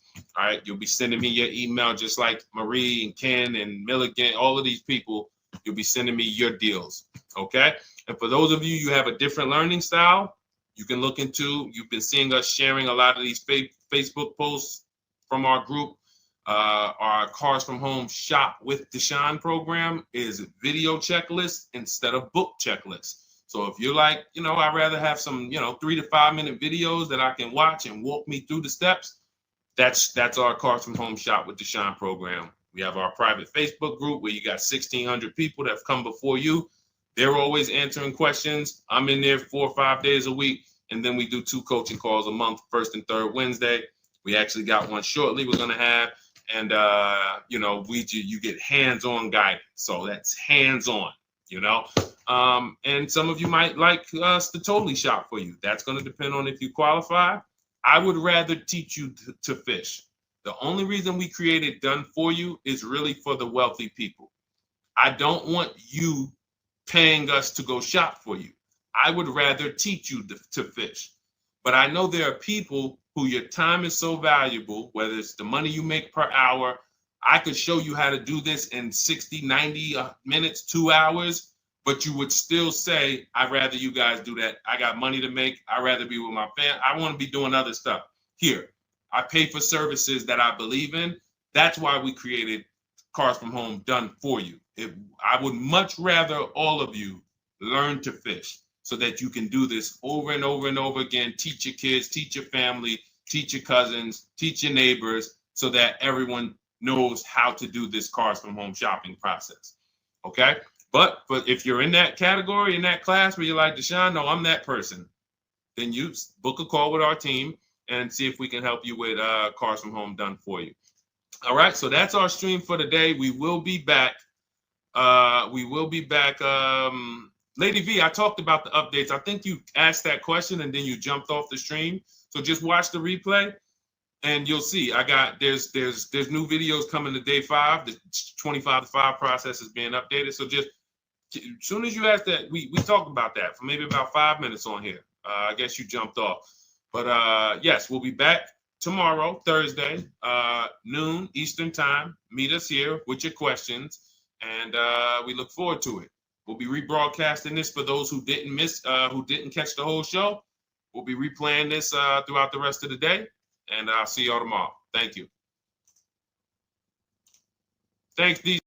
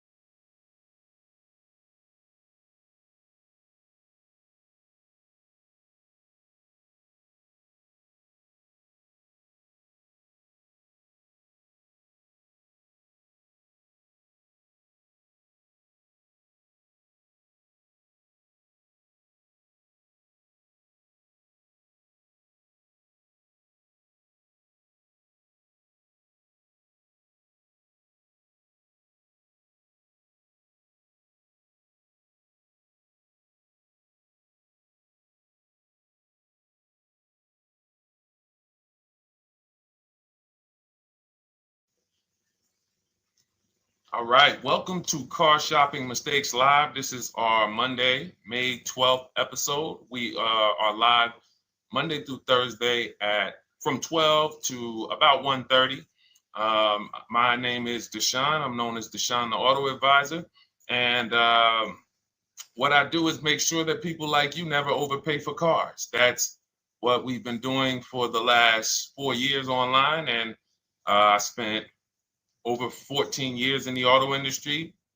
Worked for General Motors for 5 years, Mercedes-Benz for 5 years, had my own new car brokerage. And now I focus on making sure you have the strategies you need from the inside. So what you're going to see is my perspective is very different, being inside dealers for 14 years. And so you can feel free to start typing your questions. Again, we are live every Monday through Thursday. You can mark your calendar so you don't miss a show at 12 noon Eastern time.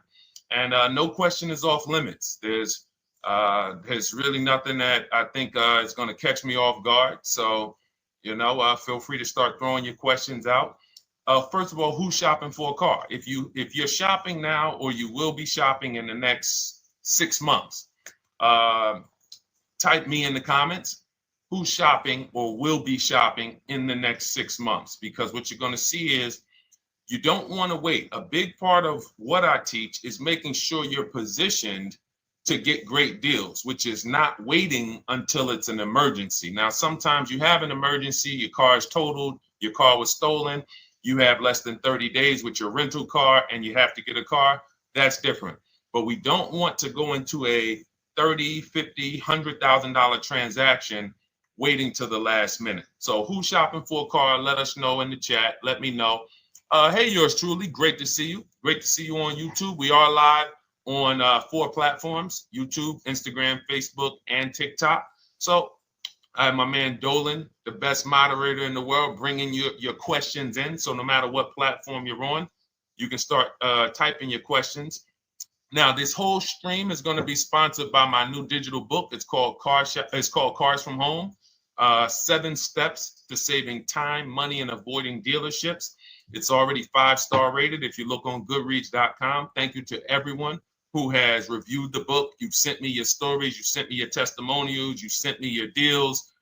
Continue to do that. I love getting those emails.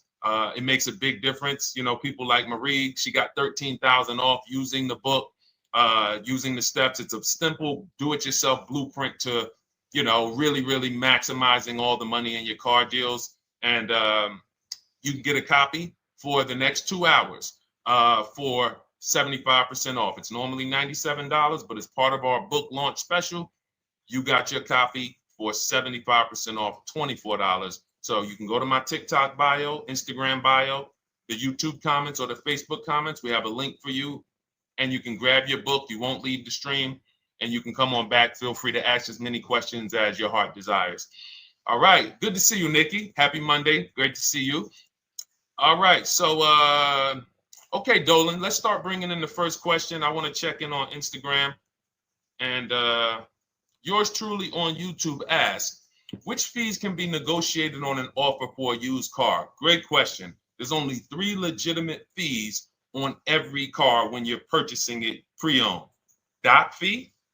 Some people, you'll hear people say, "Oh, doc fees are made up fee." It's a legitimate fee. In fact, when you look on the purchase order, which is that long form after you get your car, you'll see it's oftentimes it's printed on there. So is it all profit for the dealership? Yes, it is, but it also is legitimate. Your DMV fees, plates, license, registration, and your taxes. So those are the legitimate fees. Now, what are not legitimate fees? Anything that's not those 3. The prep fee, the marketing fee, the service plan, internet fee. All of these things are absolutely made up. Absolutely made up. Now, what you're seeing now is you'll see, and this is why you never want to go into the dealership looking for a car that you didn't see online first. Online is where we create the competition. Once you're there, we've lost our leverage. That's why everything we teach is called Cars from Home. 99% of your transaction can and should be done from home, where you can see that fine print, where you can actually you can see the dealers who don't have the fake fees before you get out there and waste your time with the ones who do. So you'll see all types of made up fees. Now, what is also being made up, let's go a little deeper on this, is the people, all right, if I put a mandatory service plan on my car, it's not, there's value there. It's not like the internet fee, which is just a ripoff, or the prep fee, which is just a ripoff. There's a service plan built in. Okay, then we have to determine if there's value there for us. There's a key replacement built in. But here's how I would like you to think, yours truly, and anyone who's in a similar situation. You'll be shocked. Anyone who'll be shopping for a used car, type the letter U. I want to drop a couple things for you to keep in mind and lock in. If you're going to be shopping for a pre-owned car, type the letter U. So yours truly, when we're looking at cars, what we want to do is we want to see, oh, sorry, hold on. I'm just, oh, thank you to everyone who shared this broadcast with a friend. I appreciate it. If everyone shares with one friend, we'll change the auto industry in less than a year. So you want to look at, as you're looking online, you want to be able to see the low side of the market for the car you're shopping for. So let me give you an example. Let's say you're shopping for once you have your budget, you want to try to get as new of a car as possible. If you don't see cars in that budget, go 1 year back. I always like to do 100 miles. You don't want to just do this neighborhood shopping, because here's again, as someone who's been in dealerships or who was in dealerships for 14 years, I can never be in dealerships now. No dealership I wouldn't want to work in a dealership, but there's no person who could tell you guys the unfiltered truth and be in a dealership. They're going to get fired. So, but here's what you'll see. The total cost is what matters relative to how much the car was when it was brand new. I don't want you to pay attention to what they're offering the car for, because that is a made up number based on algorithms and market. Who's ever seen somebody, sometimes you're on a website and it'll say, this car it's a fair deal. It's a good deal. It's a great deal. Who's seen that? That's based on an algorithm. It doesn't actually, it's not real value. Here's what's real value. Let's say you're looking at 4 Honda Pilots. They're asking $22,000 for one, $23,000 for the other, $24,000 for the other, $25,000 for the other. So 22, 23, 24, 25, right? Now you're looking and you're like, well, these cars look a little similar. You know, this one, what's the best deal? Once you get the new window sticker of that Honda Pilot, you'll see one of these Honda Pilots was $45,000 when it was new. This other one was $46,000 when it was new. But this other one was $53,000 when it was brand new. And that's the one that's actually giving me the biggest discount. That's the value. Without knowing the original price of that car, we can't determine what value we're getting in the price they're offering us. And when we don't do this, we make this mistake.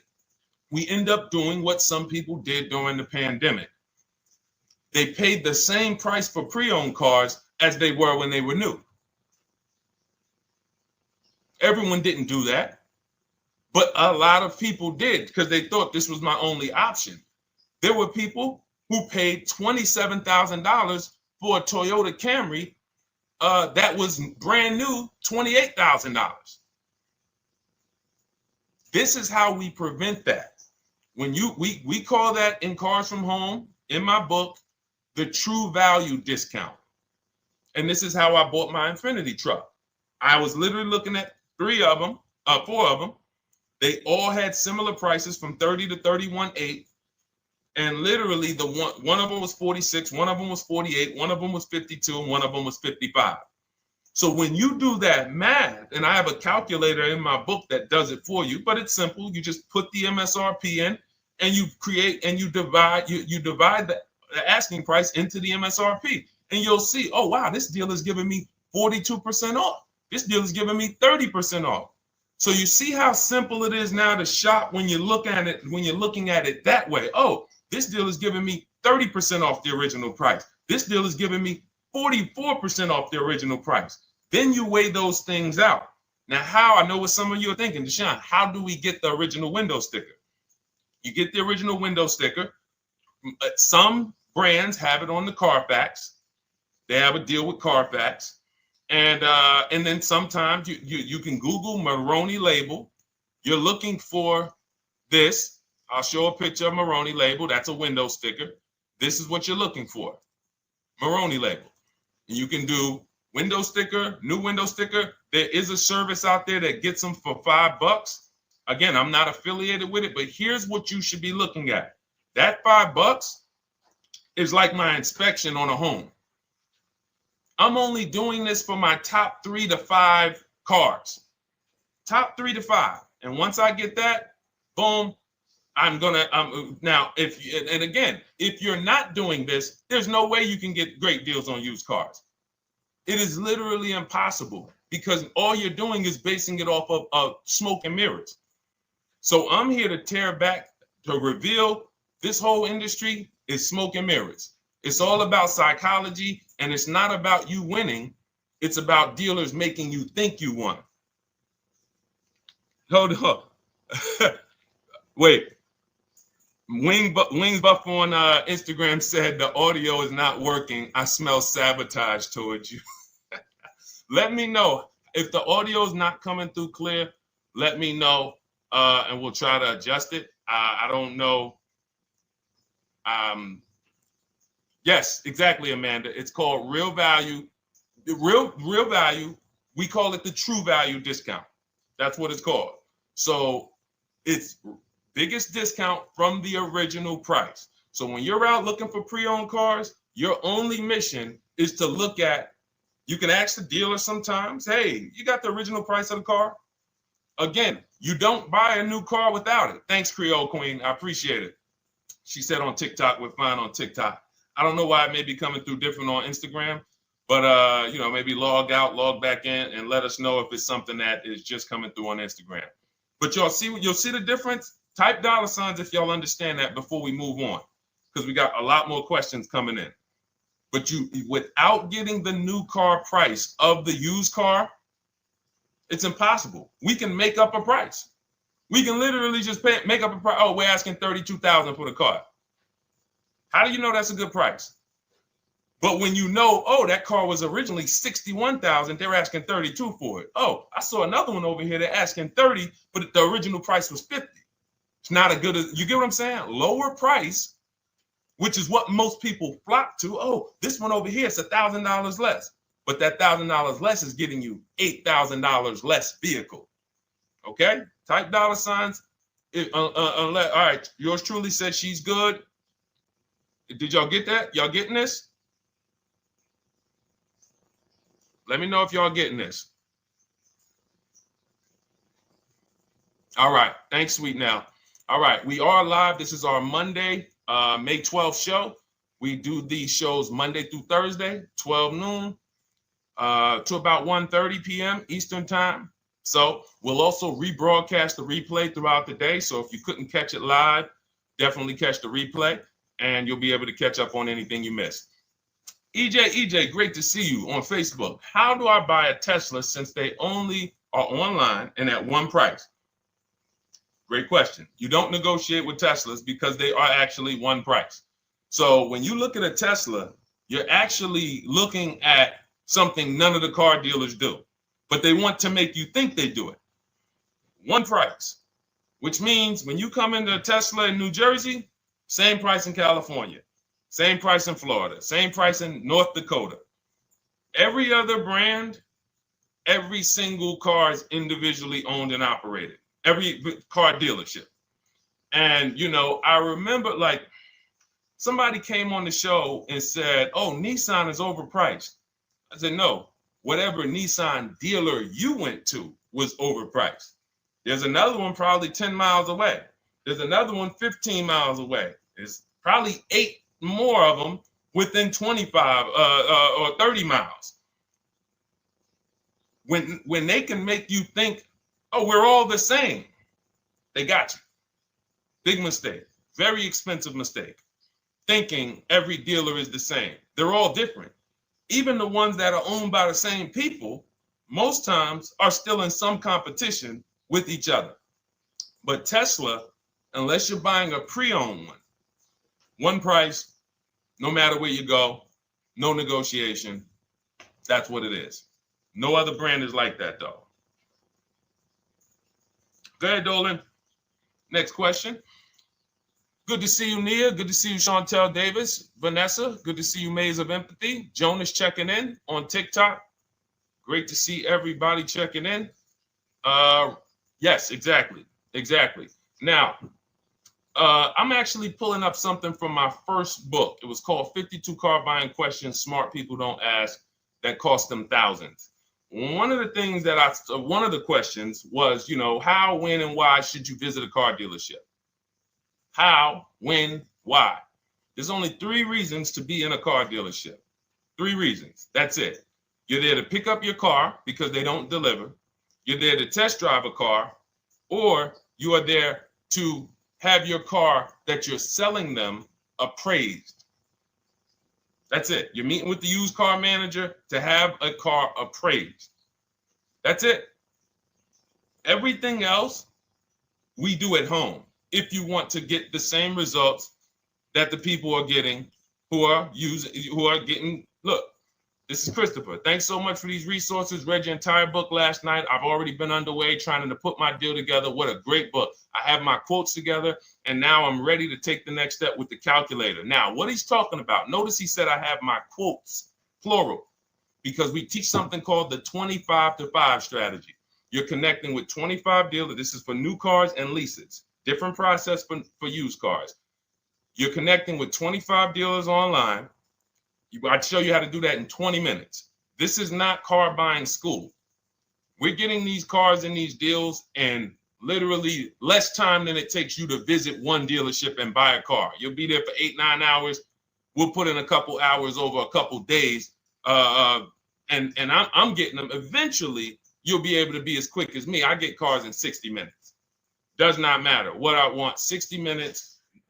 If I'm following up on a deal a couple of months, maybe 90 minutes is going to take me. You'll get there eventually, but in the beginning, take you a couple hours from home. Because what you're doing is you're creating a competition. You're using the internet to create a competition. So we get 5 offers on every car. We will not buy a car without 5 offers, because the only way that you're going to see the 80%, we call them the 80%. That's 80% of dealers that are overpriced. The only way you're going to see that is to get 5 offers. It's going to blow your mind. That's when the veil is lifted. The first time now, if you want to do it your way, you want to call around, get the offers, call around, ask for it, try to not, fine, do it that way. As long as you talk to enough dealers to get 5 offers, because then you're going to see, whoa, they've been playing me. How is it that I'm shopping for the same car? I called and got the same. I called on this Hyundai Sonata. One dealer's telling me it's $480 a month. One dealer's telling me it's $450 a month. One dealer's telling me it's $420. One dealer's telling me it's $375. Another dealer's telling me it's $340.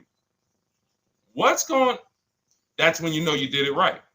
So and here's how you know you've done it right. If you don't see a $3,000 to $5,000 spread from your best offer, which we call the 20% dealers, to the worst offer, you didn't shop correctly. We have people all around the country, We've been helping people since 2021. In fact, during the pandemic, we had people really killing it because they were selling their cars for 7 grand, 12 grand more, putting that equity in their bank, doing leases, no money down. So it was a phenomenal time for people who had cars to replace and were making dealers bid to get their new cars. So doesn't matter the market. But until you actually do it, you're not going to, it's harder for you to believe it. You get what I'm saying? It's harder for you to believe, wait, you mean 8 out of 10 dealers are overpriced? 8 out of 10. That's why you must get 5 offers for you to see, wow. My highest offer is $200 a month more, and that's my local dealer.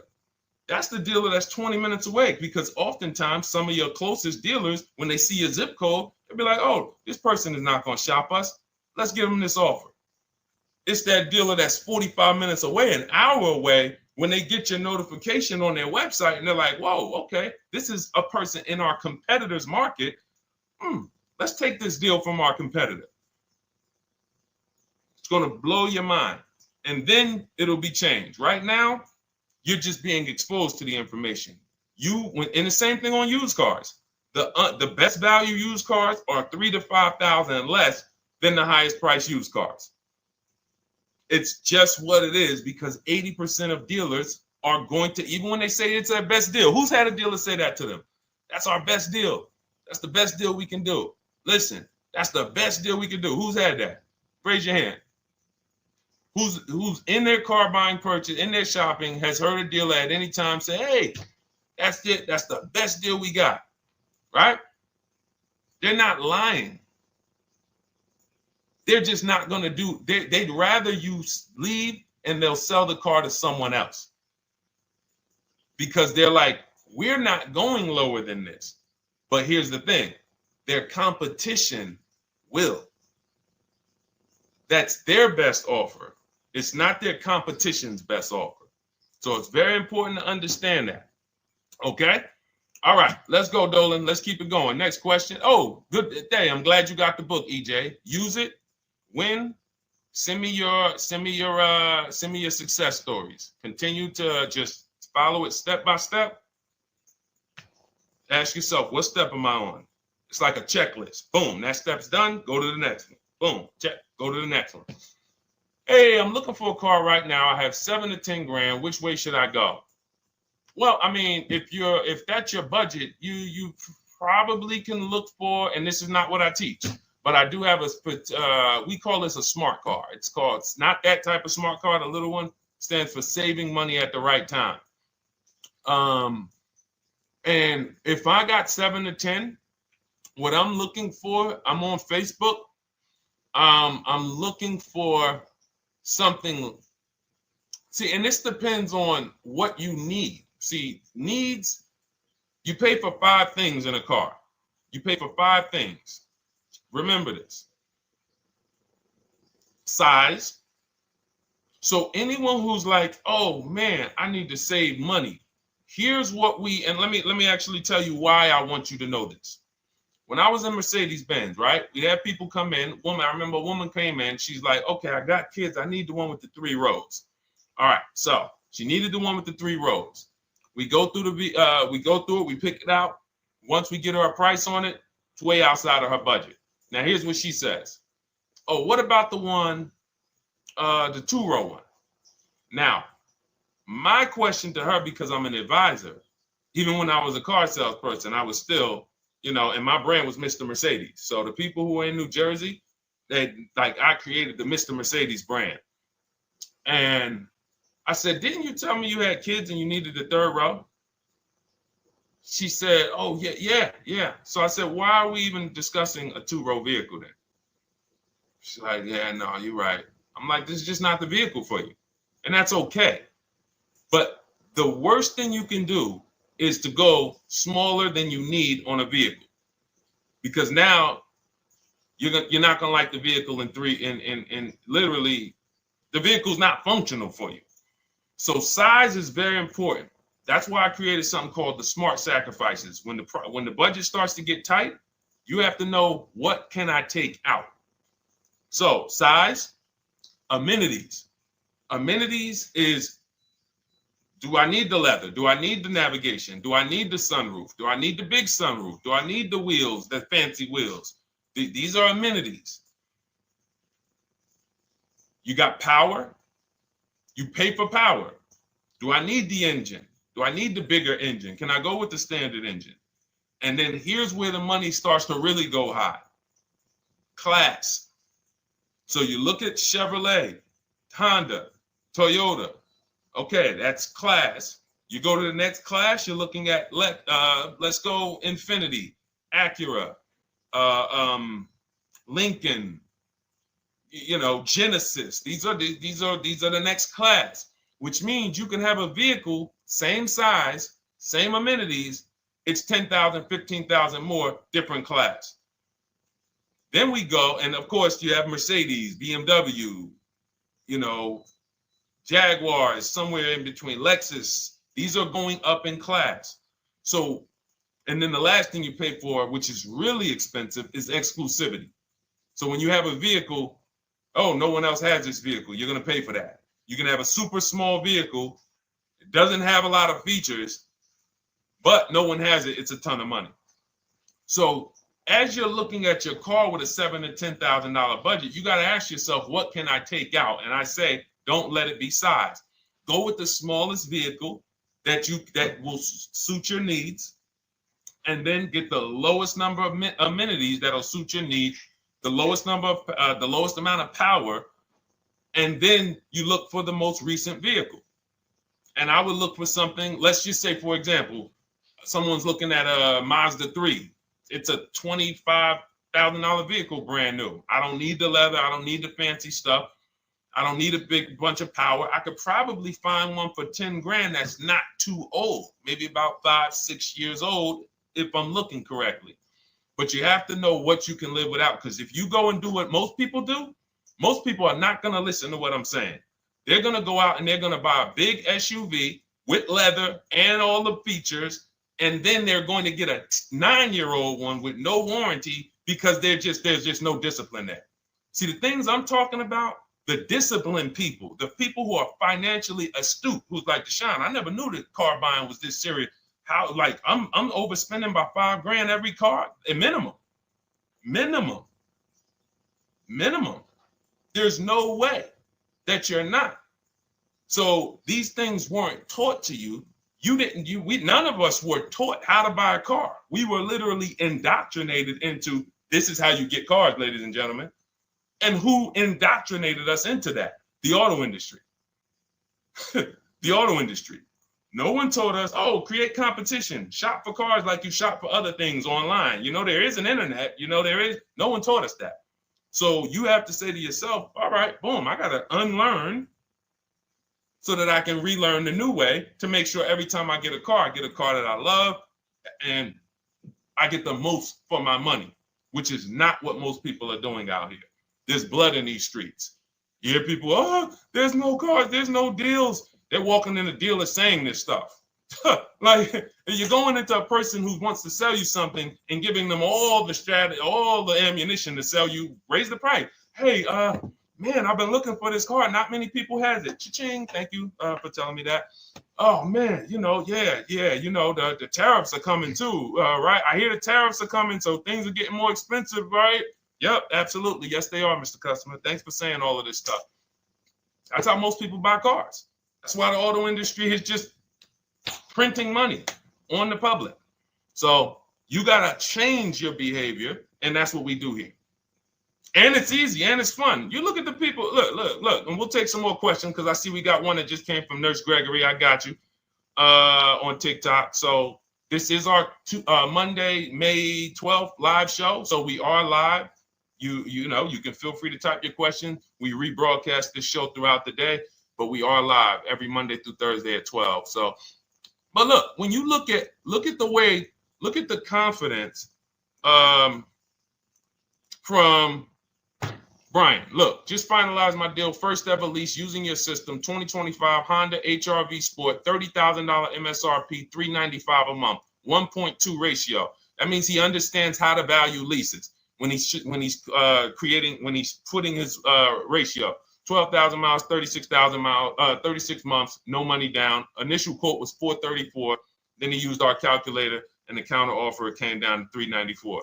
Listen to the confidence. Look, I bought your book, use your system, just closed my deal, have positive results to report. A caveat is I wanted a newly released 2026 Genesis, not even out yet, not even out, GB70.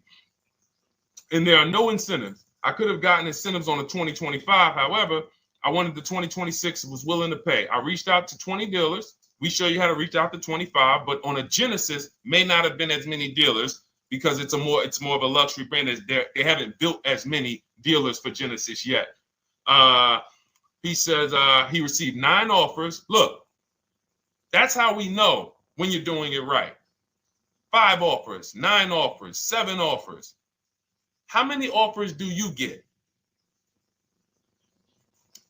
Thanks, y'all, for running those likes up on TikTok. Could y'all just keep double tapping the screen every time you hear something you like? You're going to see those likes continue to run up. See, this is it. I'm happy with this. Look, he gets an $815 a month payment on a $58,000 vehicle, 1.4. Now, again, 1.4 is incredible value when you add up those payments relative to the MSRP and taxes. Our goal with leases is to be under 1.5%. Now, I know for a fact he could have gotten about 1.2 on a 2025 Genesis because I just saw a person who's using our system get that. Phenomenal deal. But he wanted that 2026. So he gets his bids. And again, until you see the other offers that are 150, if every single time you get a car, you're not seeing $3,000 to $5,000 minimum from the car you get to the other offers that were offered to you, then you weren't shopping correctly. And again, if you want to do it yourself, you want to call around to get quotes, feel free to do that. We do this all online without talking. Who doesn't like to talk to dealers? Type me in the chat. You don't like to talk to dealers. So the people who are using our stuff, they're not going in trying to remember, oh, I'm in the dealership now. Let me say, what did Deshone tell me to say? All right. Oh, man, I'm not supposed to tell them about my trade-in. That's old 2005 stuff that car dealers been on. We've been knew about that stuff, that you were holding your trade-in till the end. That's why we're going to ask you questions that you're not really ready for. Hey, Paul. Hey, good to see you, Paul. Thanks for jumping in, coming in today. The car you drove up in, whose car is that? That's what you've been driving for a couple of years? Yeah, okay, yeah, that's yours. Okay, perfect. So we are already trained to ask you questions that we're going to get the information. So the only way, I'm not training you to go in and do battle and negotiate with someone who negotiates 3 times a day, 5 days a week. When you step back, start making dealers negotiate with themselves. That's what bidding is. You're going to see, whoa, it's easier to save money from home than it ever was going into a dealership. All right. Good to see you, Jamel, on YouTube checking in. Good to see you, Paul, on Facebook checking in. We are live on Facebook, Instagram, YouTube, and TikTok. And for those who, hold on, let me see. Do I got any sharers? Who shared the broadcast? Raise your hand so far. Raise your hand so far if you shared the broadcast with a friend or if you hit the share button. Nurse Gregory? All right, Nurse Gregory, send me a DM. You got a free copy of my book. Let's see. That's it. I don't think we have any. No, if you share now, it's too late. So I wanted, let me see. Because Nurse Gregory, you have been on the show for a little minute. See, I do that stuff every now and then. I do that stuff every now and then. That's why when I ask you guys, like, to help me get this message out so we can help more people, you never know when I'm going to just say, you know what? You got a free copy of the book. So, I ask you guys to continue to share this broadcast so that we can help more people. Like, this is not about, because follow me. until most of the country is actually shopping from home, it makes our job shopping from home a little bit harder, because literally dealers know on a weekend, they come to us on Friday, hey, how many appointments we got? We got 200. 200 over the weekend. So they expect you guys to walk in. So until that goes from 200 to 100, and they're like, whoa, what's going on here? Whoa, people are not really walking in anymore. We're getting half the appointments. Oh, wait, what's going on? We only have 50 appointments. Memorial Day weekend, we got 100. We're normally at 300 appointments over a Memorial Day weekend. So until we start doing this collectively, it's hurting. It makes all of our jobs a little bit harder. So that's why I appreciate the people who share the broadcast. Yep, send me a DM. Okay, so let's go. We got more questions coming in, so pull them up, Dolan. Let's go. And this whole stream is sponsored by my new digital book. It's called Cars from Home: 7 Steps to Saving Time, Money, and Avoiding Dealerships. It's already 5-star rated. And, I'm reading a couple of the testimonials. Thank you to the people on Goodreads who reviewed that book. Thank you so much. And it's normally $97, but as part of our welcome offer, you can get yours for $24. That's 75% off. You can go to my TikTok bio. It's only for 2 hours. So once that 2-hour timer goes to zero, price does go back up to $97. So head to my TikTok bio, the Instagram bio, YouTube comments, or the Facebook comments.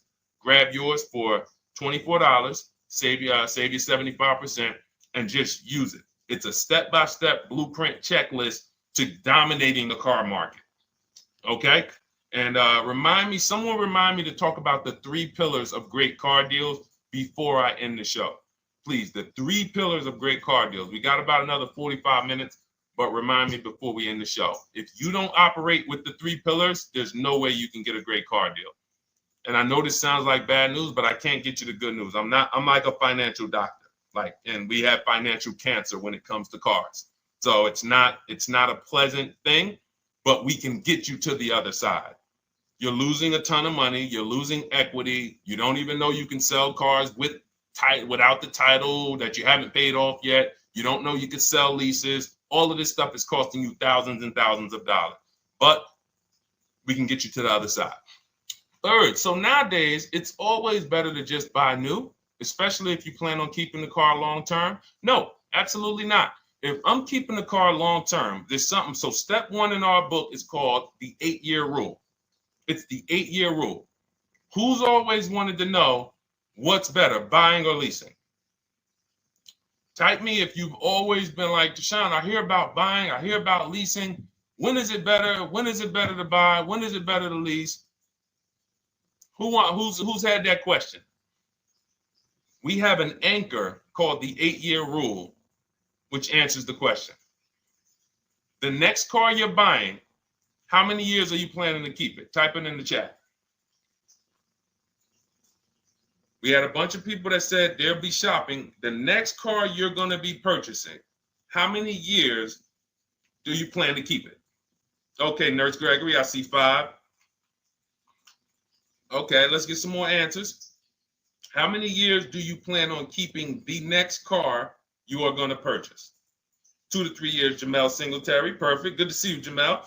Rain King Leo on Instagram, 2 to 4 years. Perfect. Okay. Paul on Facebook says as long as possible. You got to go with a year.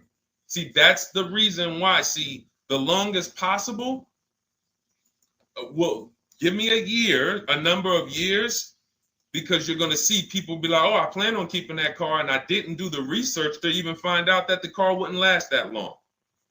So, I'm not going to buy certain cars planning to keep them as long as possible, because it says literally around 100,000 miles, I'm going to start having problems with them. So if I buy them pre-owned, then I get to 80,000 miles.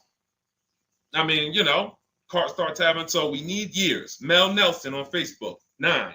Paul, I see you, 10. Okay, Danielle Rosario on YouTube, 5 at least. So check this out. Roashu, I'm sorry, I probably butchered your name, on Instagram, 6. All right, DJ Ant Nice on TikTok, 6.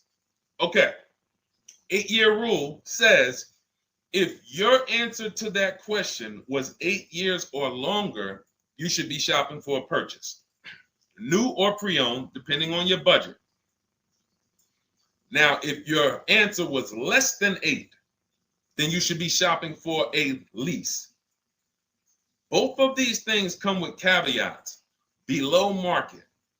Not these lease deals you see on commercials. Those are not lease deals. I don't even call them deals. None of those prices, as you guys see me share the leases that my students get all around the country and the people who read my book, you're going to be like, wait a minute. Those don't sound anything like the prices I see on the commercials. They're not.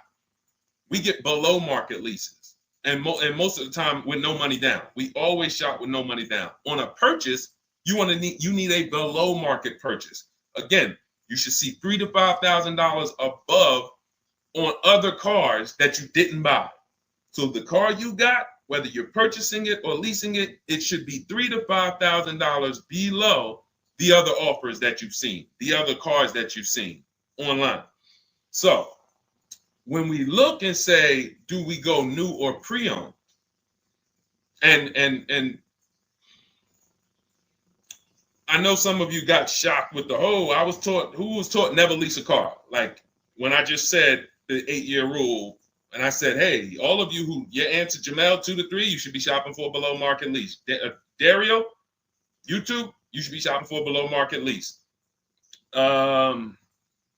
Madison, Marv on Instagram, below market lease. Yep. Rain, you've had your car for 3 years. You're already debating getting rid of it. You should be shopping for a below market lease. Yep. Nurse Gregory, below market lease. DJ Ant Nice, below market lease. We'll talk about that in a little bit. You can ask why. But raise your, if you were taught never get a lease, never lease a car, let us know in the chat and we'll handle that. But I want to answer the rest of this question because he asked, is it always better to buy new? So if his answer, for those of you who said, I'm keeping more than 8 years, I'm not breaking the 8-year rule, I'm shopping, don't think about leasing. You're keeping at least 8 years, leasing should not even be in your vocabulary. Now, new or pre-owned. That's based on 2 things. First is budget, because you want to go over your needs and say, what do I need? Can I get everything I need in a car for my budget? New? No. Most times, you can't. So if you have a large budget and you're like, Deshone, I could actually go new or pre-owned. What should I get? Now that's a matter of your values. The values say, I've had 2 groups of people, long-term people. When I was in dealerships, some of you know I was with Mercedes for 5 years, General Motors for 5 years. I've been in the auto industry for 14 years. People would say, Deshone, man, I only get a new car. I'm like, yeah, I only get a new car every 10 years. That's why I get my new car. I'm going to treat myself. That's values. Now, some people say, well, I could afford both, but you know what? I want to knock 20, 30, 40% off the price. That's values. So it's a matter of your values. If you can afford both. But no, there's no one-size-fits-all formula. That's what got you guys in trouble.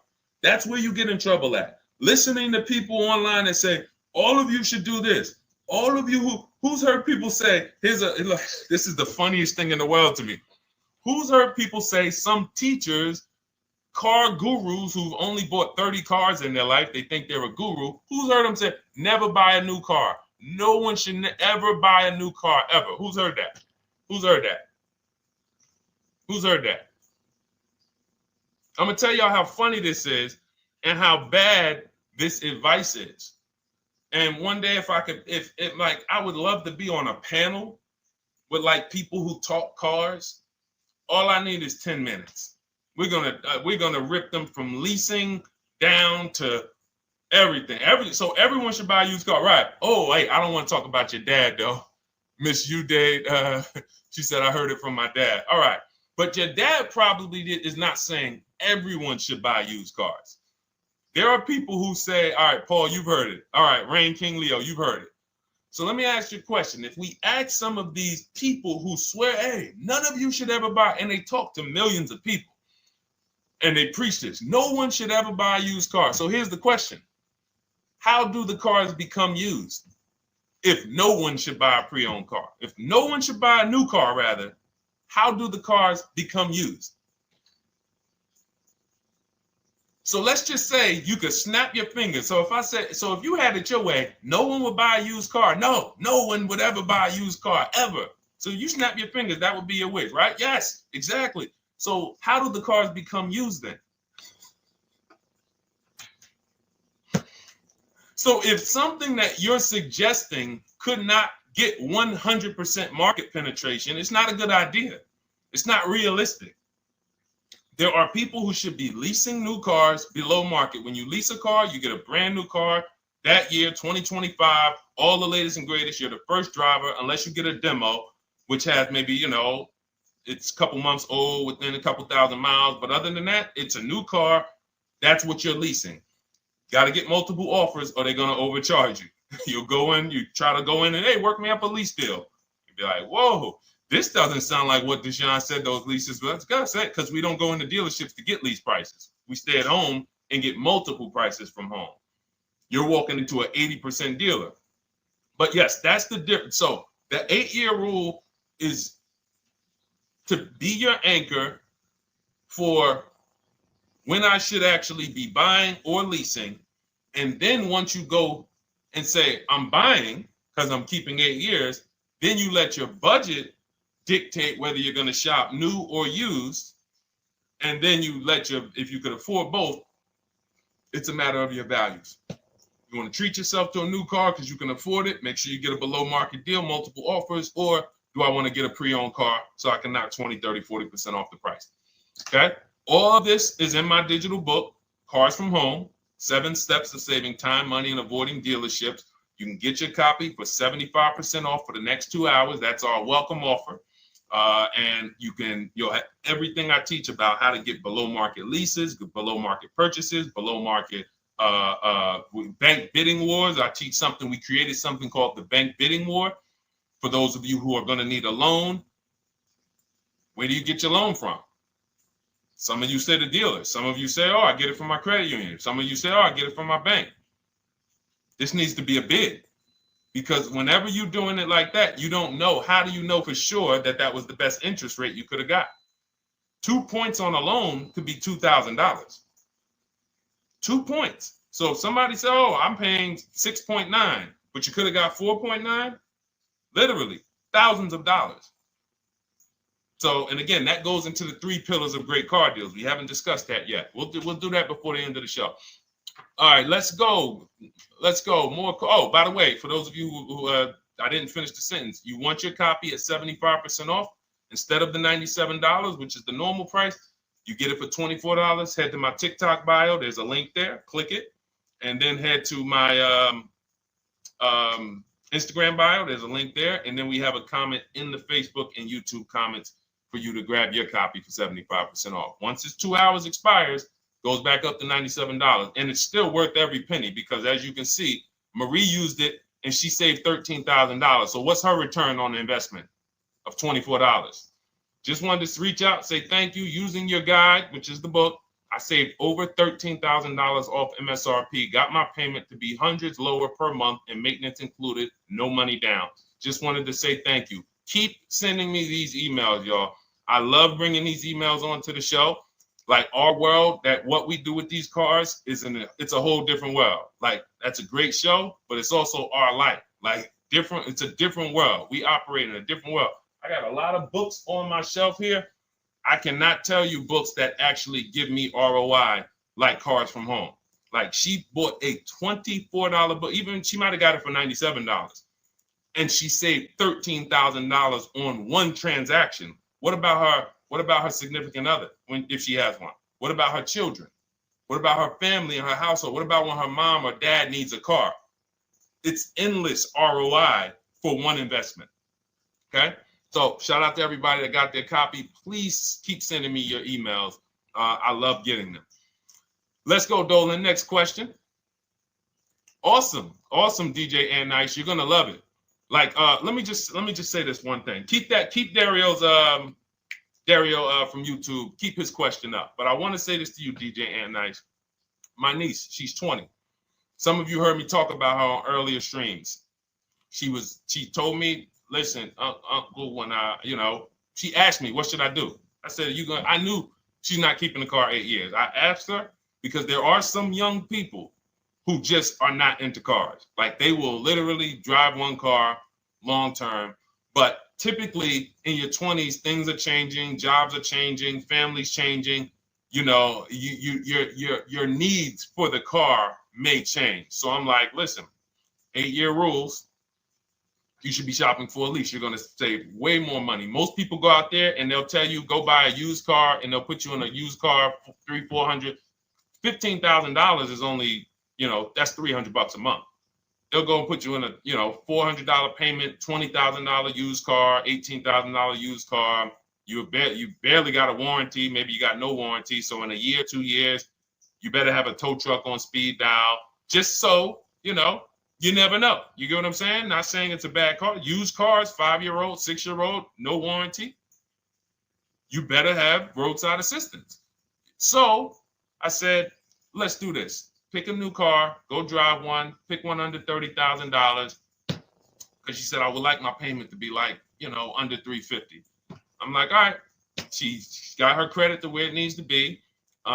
This is why we should have our young people with their first credit card early, or as a what's the term? It's slipping my mind. When we add our young our people to our account as parents, authorized user. And so she goes out. She drives the Hyundai Sonata. I said, okay, perfect. She said, I like the car. We get her offers. We started getting offers for her Thursday.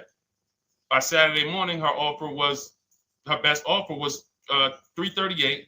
We sent out counter offers because I have a counter offer calculator in my book. So when we get the offers, this stuff takes you minutes. Again, I'm not inviting anyone to college to be a car salesman. I'm inviting you to a system that will help you get cars in 90 minutes. So we get her offers. We send out the counter offer. We're probably going to land somewhere around because she only needs 10,000 miles. She's probably going to be about $295. Brand new car, 2025, $26,000 car. And so compare that. You get what I'm saying? So when you say DJ, and that was my experience. When I worked for General Motors, I went and leased my Pontiac. My boss is the one who showed me how to do it. I didn't even understand leasing. I was 22. He said, listen, even though I was selling leases, I was just a number. Most car salesmen are this. Y'all, this sound familiar? All right. That's what you want, sir? You like the car? Is this the color? Okay. Let me go get the numbers from my manager. You get what I'm saying? They don't understand the numbers. And that's how I was at 22. I didn't understand the numbers until I got hired at Ray Katina. And Ray Katina, all his salespeople are finance managers too. So that's where I learned the numbers. But before that, I didn't know how this thing worked. But anyway, I'm leasing my first car, $256 a month, Pontiac G6. Brand new car. My other friends out here, they driving other cars, $400, $500 payments. Used cars. So you're going to love it. Like the money is it stays in your bank account, which is our goal. All right. Dario, let's get to you, my man. I'm about to finance my first car at 23 years old with a 769 credit score. Wow. I guess I should have read that question before I just went off on that whole story about my niece and everything. Let's look at Dario's answer to the 8-year rule. Dario, did you answer the question? Dario, how many years are you going to keep this? 5 at least. This is the part. This is the part where I don't know what to do. You get what I'm saying? Help me out here. Y'all get what I'm saying? Like there are times where I literally don't know what to do with this. Everybody, we talked about the 8-year rule, right? We went deep on the 8-year rule. I asked everybody I said, how many years are you keeping your next car? Everybody tapped in 10, 8, 9, 7, 5, 3, 2. I said, okay. Step one is the leasing versus buying question. What's going to save me more money? If you are not keeping your car 8 years, you are absolutely overspending by not getting a below market lease. Then, which I didn't even count on, DJ Ant Nice comes and says, hey, man, you talked me into getting this lease because I want to save the most money possible, and I'm not keeping the car 8 years. Then I walk you through a scenario where my niece, her first car, she's 20. She's about to lease a brand new Hyundai Sonata, and her payment's going to be $295 a month. Add that up, $295 a month for 3 years, $295 a month times 36 is $10,620. That is her payments over 3 years. $10,620 over 3 years. Which means if we look at the $26,000 car she's getting, and then we look at the taxes and fees on that $20,000 car, we're probably going to be somewhere around $28,000. Oh, I'm sorry. I'm wrong, y'all. I just pulled up the MSRPs on that car she's getting. It's $28,500. $28,500. She's paying a little over $10,000 to drive a $28,000 car that with taxes and fees would probably put her around $30,000. A little more, but let's just say you get a little discount, $30,000. She's paying. So if she bought this car, what would that car be worth in 3 years? What would that car, if she bought a $28,000 car, $28,000? Throw some numbers out there so we can really try to help Dario and the people who just, all right, may need us to go deeper on this. You might need me to go deeper on this. You might be like Dario, like, okay, Sean, I didn't grasp it. Let's go deeper on this. What would the car that she's getting, my niece is about to get for $28,000, $295 a month, what would that car be worth after 3 years? $28,000 car.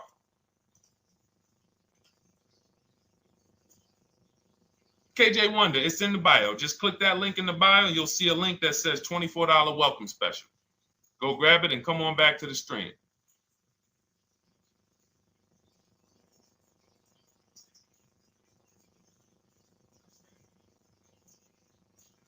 Anybody want to tap in?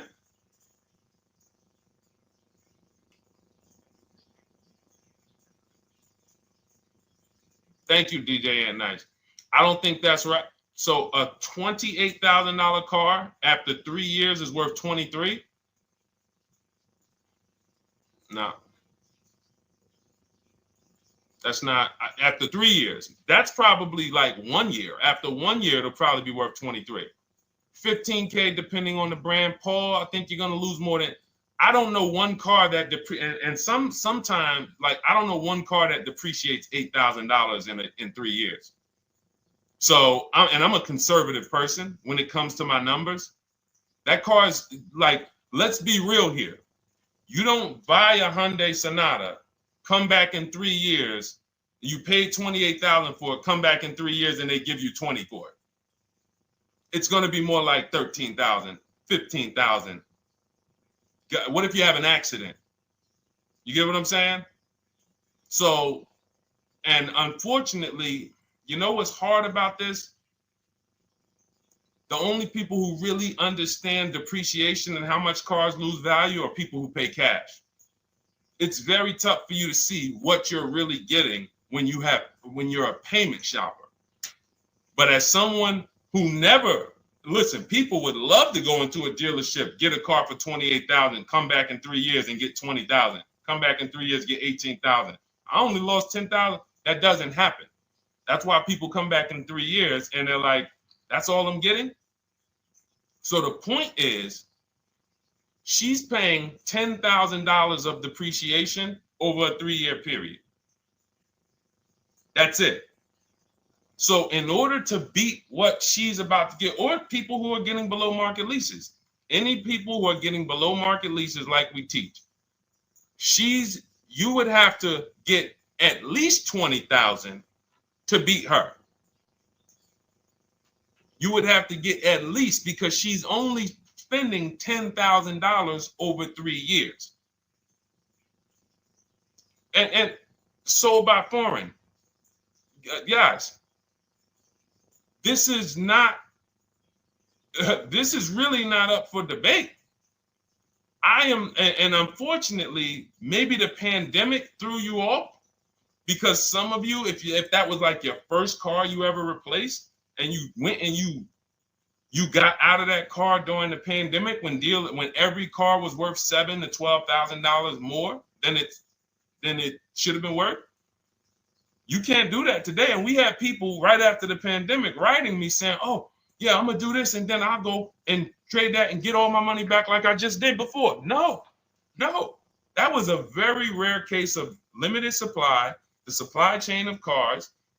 Now we might see that again with tariffs. When tariffs come, we might actually see our cars appreciate, because the whole new car market is going to be more expensive. But cars are not, literally the depreciation curve on most cars are 15% the first year, sometimes 20, another 15% the second year, 10%, 5%, and then it gets smaller. Once you get to about 7 years, the depreciation starts to cool off. You're losing 50% of the value in the first 5 years. And if you drive a lot, you're going to lose it quicker. So when we look at paying a small amount of money for a expensive car, that's what leasing is. So there's no, when you, and let's wrap it up like this. If she would have bought this car, this same, because this is really a leasing versus buying lesson. And I don't know, however deep we need to go on it, that's how much deep we need to go until some people it clicks, because it may not click for everyone. I'm trying to make it as simple as I can, which is why I'm only talking about what's coming out of your bank account. Like, isn't that what we're supposed to care about? But for some reason, some of us are thinking about other things when it comes to cars. We go into somewhere else. So let's look at if she would have bought this same car, the same $28,000 car with taxes and fees, probably about 31 and change. But let's just round it off to 30. What's her car payment, everyone? Those of you who know the rule, every $5,000 is about how much per month on a loan?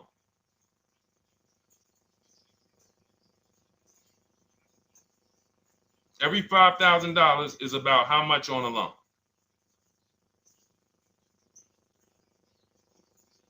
Now, every 5,000, thank you, DJ Ant Nice, you got it, $100. So again, these are videos that I make that, thank God, has been seen hundreds of thousands of times, some of them into the million. Every $5,000 is about $100 per month on a 5-year loan. Yep, you got it, Jamel. So what would this car cost her that was 30? Thank you, Tony, man. It would cost her $600 a month. So the same car that she's leasing for $295 a month would cost her $600 a month if she wanted to purchase it. Now let's throw one more scenario in there. Let's say she finds one for this price that yours truly said, about $18,000. She gets a 3-year-old used one. 3-year-old used car, good mileage on it, taxes and fees. She's a little over, let's round it off to $20,000. What's her payment? What's her payment for a 3-year-old used version of what she's getting new right now? $400. So where does it make sense to purchase at? Thank you, D-Boss. On TikTok, we see you. We are live. This is our Monday, May 12th live show. We're live from 12 to about 1:30 Eastern time, Monday through Thursday. Mark your calendars so you don't miss a show. 400. Where does it make sense at? I'm on my 7th lease. Where can you tell me that it makes sense at, unless you're one of the people, like, let's go back to Paul, who's keeping his next car 10 years. Let's go to, Paul on Facebook. Let's go to, who else we got? We got a bunch of people that said 8 to 10. Nope, not too many. That's why I read all of that, and I'm like, yo, all of you people should be leasing 10 years. Wait, nope. I can't find many of you who said you were going to be keeping more than 8 years. So where does it make sense at?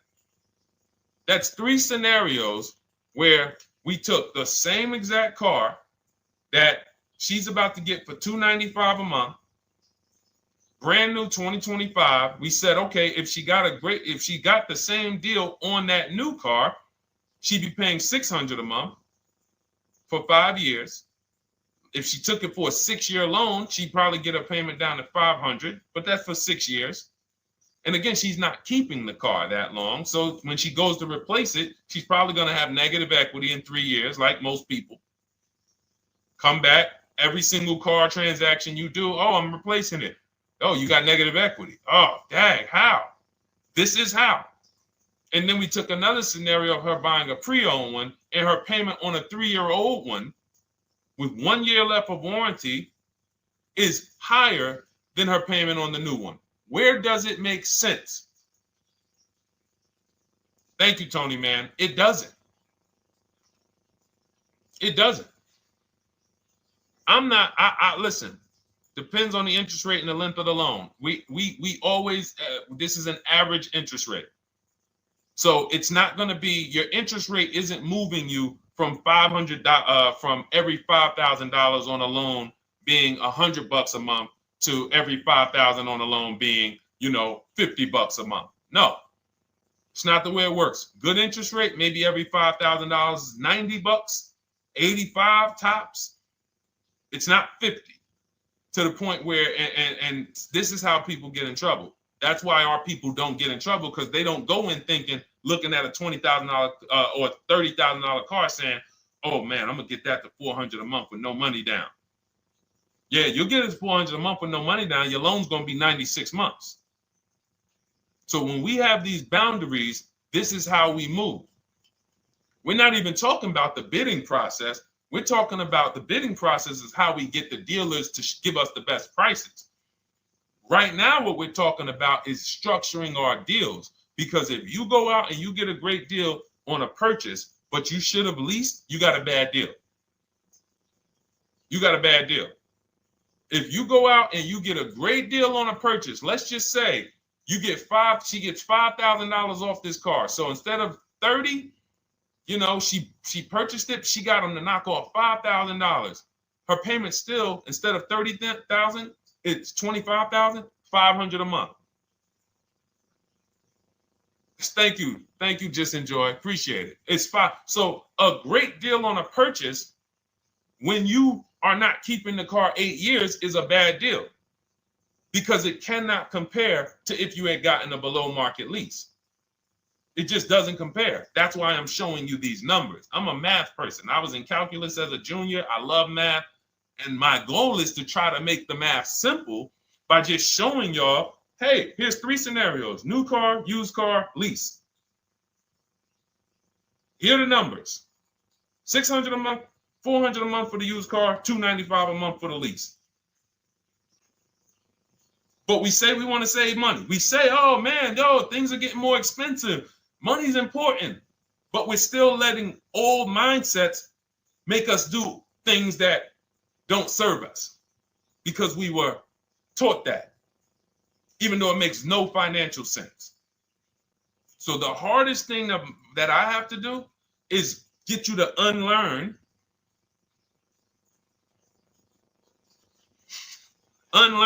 what you have been taught. That's why I represent this brand, because I realize I can't do anything for you until you get rid of the bad stuff that you picked up.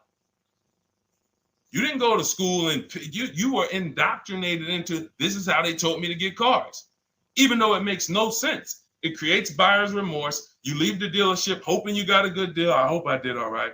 You wouldn't bet a dime on it if somebody came up to you, hey, would you bet money that you really didn't get a good deal? You would be like, oh no, I wouldn't take that bet. I don't. No, you have no confidence, no guarantees, nothing. And this is what people are still staying in. So when we talk, we're inviting you to the new way. We call it, this is the new way. And so everything that we're talking about, you can get in my literally my video, my step-by-step checklist, Cars from Home, 7 steps to saving time, money, and avoiding dealership. You don't have to worry about trying to remember this. You can literally get it in book form. It's a digital book. You don't have to wait for the mail. And the thing about the digital book is when something new happens, I update the book. Like a year ago, we had Room in the book. Room went out of business. If you had a physical copy that you had bought, now here I am talking to you about, oh, now guys, you got to get volume 2.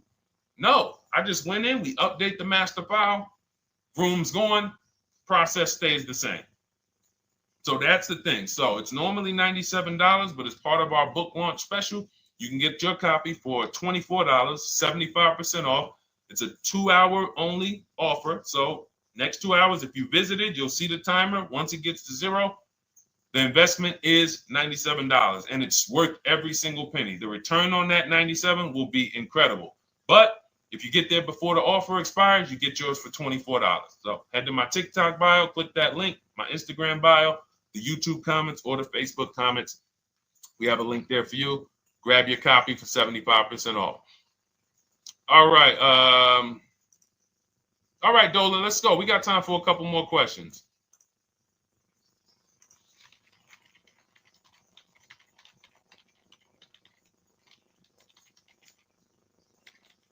Okay, I'm shopping for a 2018 to 2019 Platinum Escalade. Should I buy in town, or what do you feel about delivery charges from out of town? I would compare. So it goes back to what we started talking about on the in the show when we first started. Total. This is why you need to know the original price. So when you know the original price, what you're looking at, and this is everyone who's shopping for a used car. Without knowing the original price, you're just grabbing at straws. You're buying based on made-up prices. You don't know. How do I know he's asking $65,000 for it? How do we know that's a good price? You don't. Buyer's remorse prone. Zero confidence in what you pay. But when we know the new price, oh, the original price of this one was $102,000.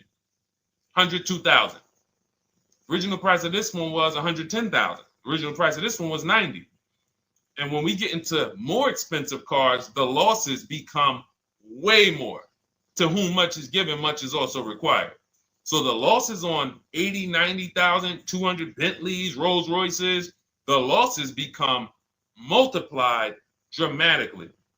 So if we knew, okay, this one was originally $102,000, they're offering this for $60,000. Oh man, they're giving me, 50, they're giving me 45% off. Oh man, this one right here was originally $90,000, but they're offering it to me for, $64,000. Well, they're only giving me 30% off. So you'll look, without knowing the original price, you're buying the wrong car because you're not buying based on value. You're buying based on made up prices. We think this is a good price in the market, but what is the discount off the new vehicle? That's the only thing. And then you use that and you say, okay, well, this one's giving me 45% off. It has 29,000 miles. This one's giving me 30% off. It only has 15,000 miles, and you can judge more accurately. You can judge accurately when you know real discounts versus nothing. So we must know how to get the new price. I mentioned it. Some brands have a agreement with Carfax. You can get it on the Carfax. Some brands have and some brands you can go to Google and Google the window sticker or the Maroni label, and you can get it that way. And then you'll see some companies that may sell it. But again, I'm never buying a used car without knowing the original price. And anyone who's listening to me and using the Cars from Home system, none of these people, Christy, look, none of these people, Milligan, Courtney, Melissa, Sheree, Ken, none of these people are buying a used car without knowing the price, the original price. That's how they get you. So when we look at what the price is with delivery, we're just factoring that in to the overall. So with the delivery, I'm still getting 42% off the original price. With the delivery, I'm still getting, so you factor all in cost compared to the original MSRP, and that tells you what the good deal is or what is not the good deal. And many of you, you're gonna see, whoa, I've been buying used cars that really don't have, because you're gonna pass on a lot of cars. Once you actually start using what we teach, it's an elimination system. It's a sorting process. We weed out the garbage. So a lot of the cars that you would have normally gotten thinking it was the good deal, you're gonna see, whoa, if I didn't know this, I would have got that car, because that car is $2,000 less money online.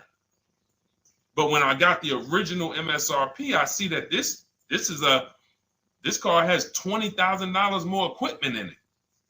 MSRP of this car was 105. MSRP of this car is 85. Whoa. And it might not be that dramatic, but sometimes especially on some luxury cars, it will be. It'll be that different.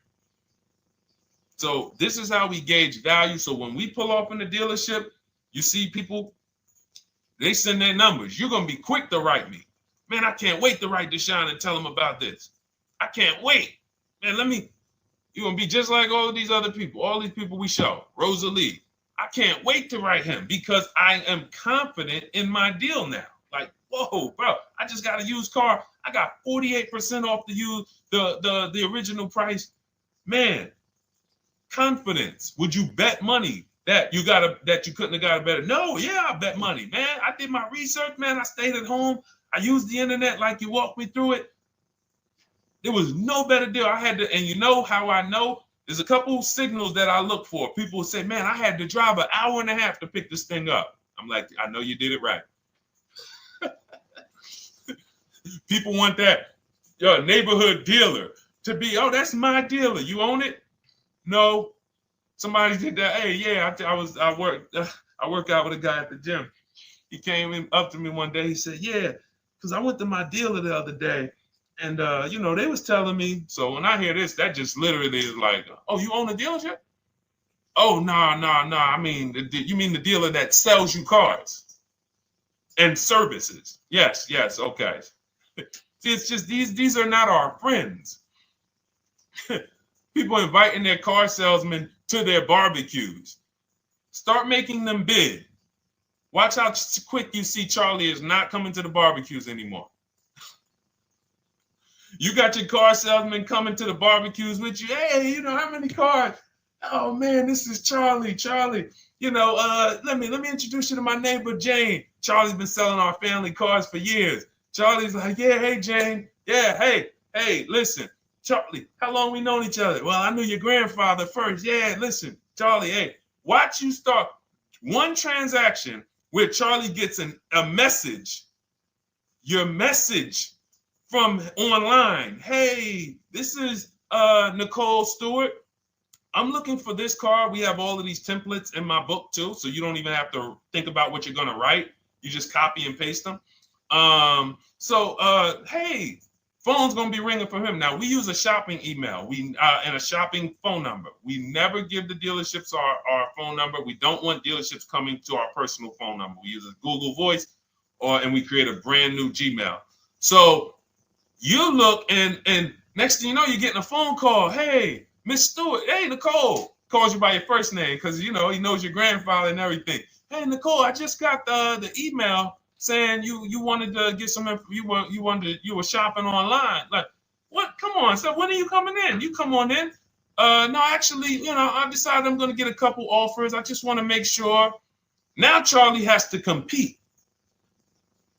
Now Charlie has to compete. And you're going to see that Charlie doesn't like to compete.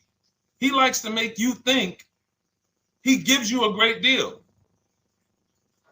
And what you're going to see is Charlie's not going to win that battle all the time. Now, sometimes they'll go to bat and say, listen, I just got to do. But if he works for an 80% dealer, they're not going to let him go low enough to sell the car to you and win the bid. They're not going to let it happen. He can't do it. And then Charlie, that'll be the last barbecue that Charlie came to. Last barbecue. Oh, man. So, wait a minute. Molly, pull up Molly on Facebook's comment. Dolan, she just commented. We are live, y'all. This is our Monday, May 12th show. We do these shows from Monday through Thursday, 12 noon to about 1:30. So make sure you set your calendars and tell your friends and family, because they're out there shopping right now and they're getting their heads chopped off. I hope YouTube doesn't censor me for that, but they are. And if we were to look at their car deals compared to what our people are paying, you would be like, yo, they got. So pull up Molly's comment, please. Okay, there we go. After listening to you, okay, I got called in for another option of SUV I ordered, and boom, they had over $6,840 in options. Ceramic coating, tint, theft protection, yet they kept going down on the price but never removed it. I left. See, and this is, so there's two. One thing you did wise was to not take the deal. What I want you to get to is the point where people can no longer waste your time. When you get to a point, see, with all of you using the Cars from Home system in my digital book, it's impossible to have anyone waste your time. Because when they waste your time, they actually still feel like they won. I'm going to tell you why. We're going to sell this car to someone else, and you still need a car. So that's why that's a reason why who's heard wait till the end, this bad negotiating advice, wait till the end to tell them you have a trade. They know that they literally will do this whole negotiation. You've been in there for 3 hours, 4 hours. Now you spring your trade in on them, and they know, well, we don't have to give her what she wants. We don't have to give her $16,000. Yeah, offer her 14. Offer her 14. Because she's been in here negotiating back and forth. We already dropped our price a little bit. We still got profit we're making, but listen, let's try to make some of that back on the trade-in. All right, offer her 14. Now you've been in here and you're like, no, wait, I know I could get 16 for it. Listen, the car's worth 14. I mean, listen, if you could get 16, God bless. Now they're in a position of strength, because if you walk away, you still need a car. You've wasted hours of your time. And if you take the deal, they won. So it's like some people be like, man, because that's what they're thinking about. You know how many people say, Dad, all right, I know I feel like I could get 16, but do I really want to go through this all over again? All right, let's just do the deal. Lost. Didn't get the money for their trade-in, have no idea if they're getting a good price on the new car. They haven't gotten other offers. That's the car business. That's what 95% of people do. That's the car business. Leave thousands on the table. And now we can talk about 3 pillars of great car deals, because that actually ties into what we're talking about here. Thank you, Nicole. Thank you. Helping out the community. Listen, I help everybody willing to listen. I have the benefit of actually teaching something that is so effective. I get hundreds of people that write me and send me deals and get results. So I have a real-time gauge on how we're doing. Real time. Versus somebody who sells stuff, but they don't really care about the result. So you'll buy stuff and you're like, whoa, this is not the result I thought I was going to get. All we do is hold ourselves accountable to the results. And as long as we keep getting these emails in, as long as we keep getting people writing us, taking pictures, sending stuff, we know people out here getting the same types of deals that I would be getting. And that's what I want. I don't want anyone taking a deal that I wouldn't take. As somebody who's done thousands of transactions with Mercedes and General Motors, leased 7 cars. I'm the one my friends call. They've been calling me for 7 years, 8 years. Deshone, all right, man, I need a car. I'm good. Listen, this is what I do. And the way that we give them peace of mind is the comparison offers. You only have peace of mind with comparative offers. There's nothing else. That's why you can buy spaghetti sauce, and that's why you can buy a TV on Amazon in 5 minutes, 10 minutes. Because you're going to go through, boom, okay, all right, let me check Walmart.com. All right, let me check this site. All right, let me check this site. All right, this one's the best. You spend $800, $400 in 15, 20 minutes. And not feel buyer's remorse because you've seen the options. Buyer's remorse comes from not seeing other options. It's that simple. All right, let's go. All right, Dolan, we got time for. All right, yeah, throw another one in, Dolan. Let's go. All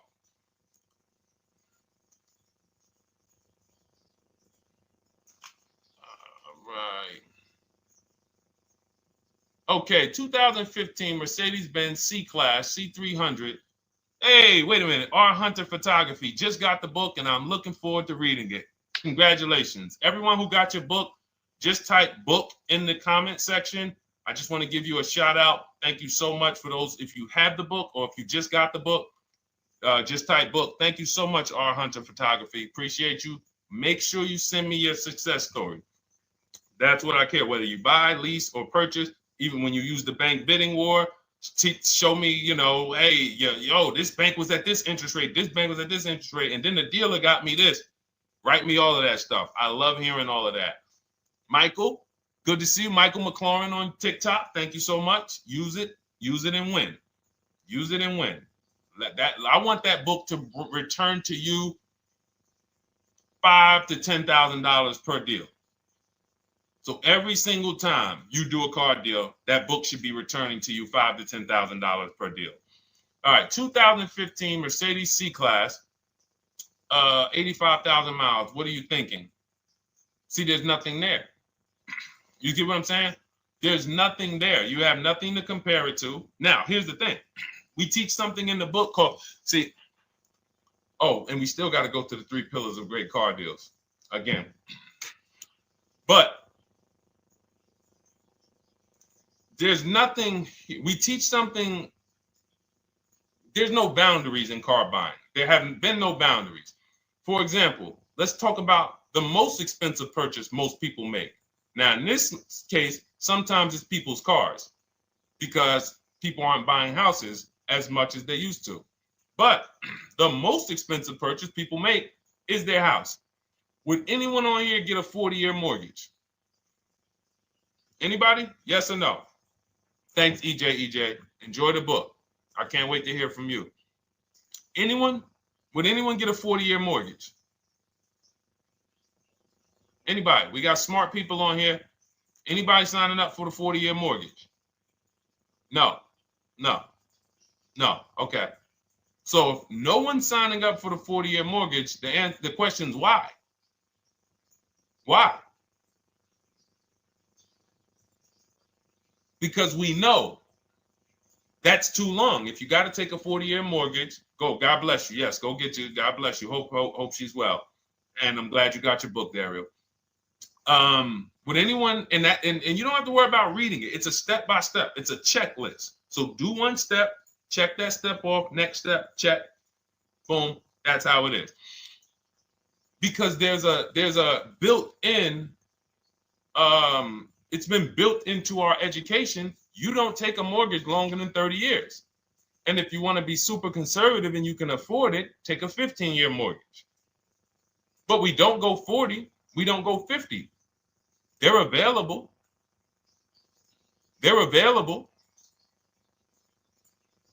That's the same thing with 8-year car loans, 7-year car loans.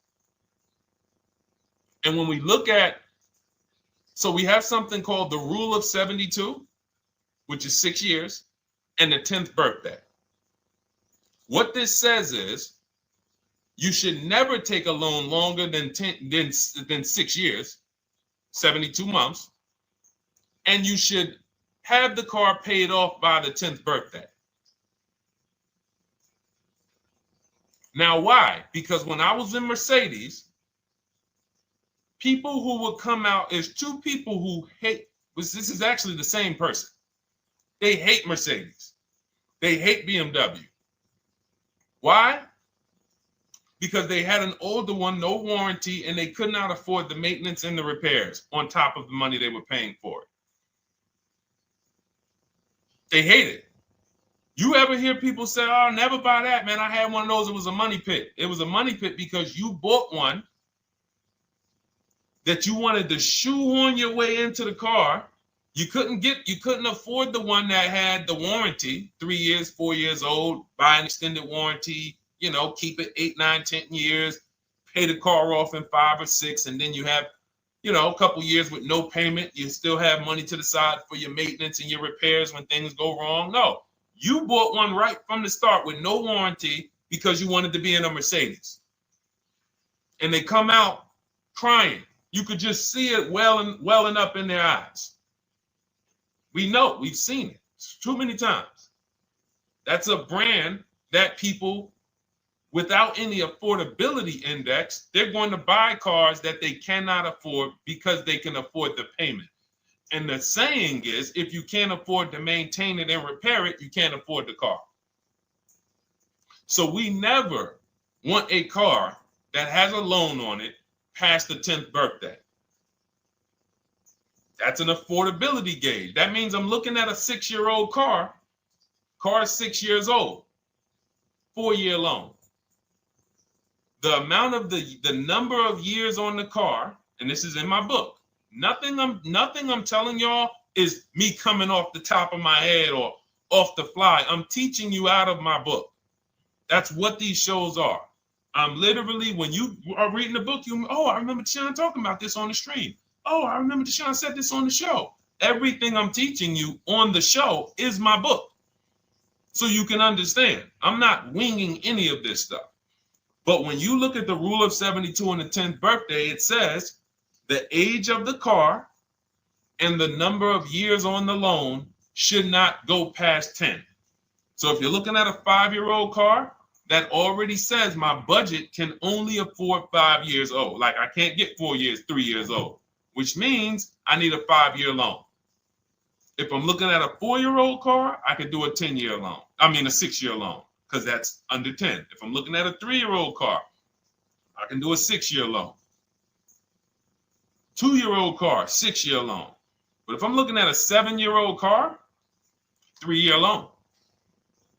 And what you're going to see is, wow, when I use that, Deshone, I see there's certain cars I can't afford. Correct. Correct. Because you can't afford the car to begin with if you need to get a 6-year loan on a 7-year-old car. Does that make sense? Type $ if that makes sense. Type a $ if you're getting this. Type a $ and let me know you're getting this. Never heard of a 40-year mortgage. Exactly, Artelis on Instagram. I didn't hear about it until I started teaching this. Because the reason we created the rule of 72 on the 10th birthday is because we wanted to bring the same standards that they have in mortgages to the car business. There are people who only get a 3-year loan on a car or a 4-year loan on a car. That's like a 15-year mortgage, short-term mortgage. And then there's people who say, all right, I want to do a more average 5 or 6-year loan. That's your 30-year mortgage. But when you start going to 7-year loans, that's 84 months on a car, you're moving to like a 40-year mortgage. You are going past affordability. This is a sign. This is a red flag. I cannot afford this car. I cannot afford this car. Let me look at less car.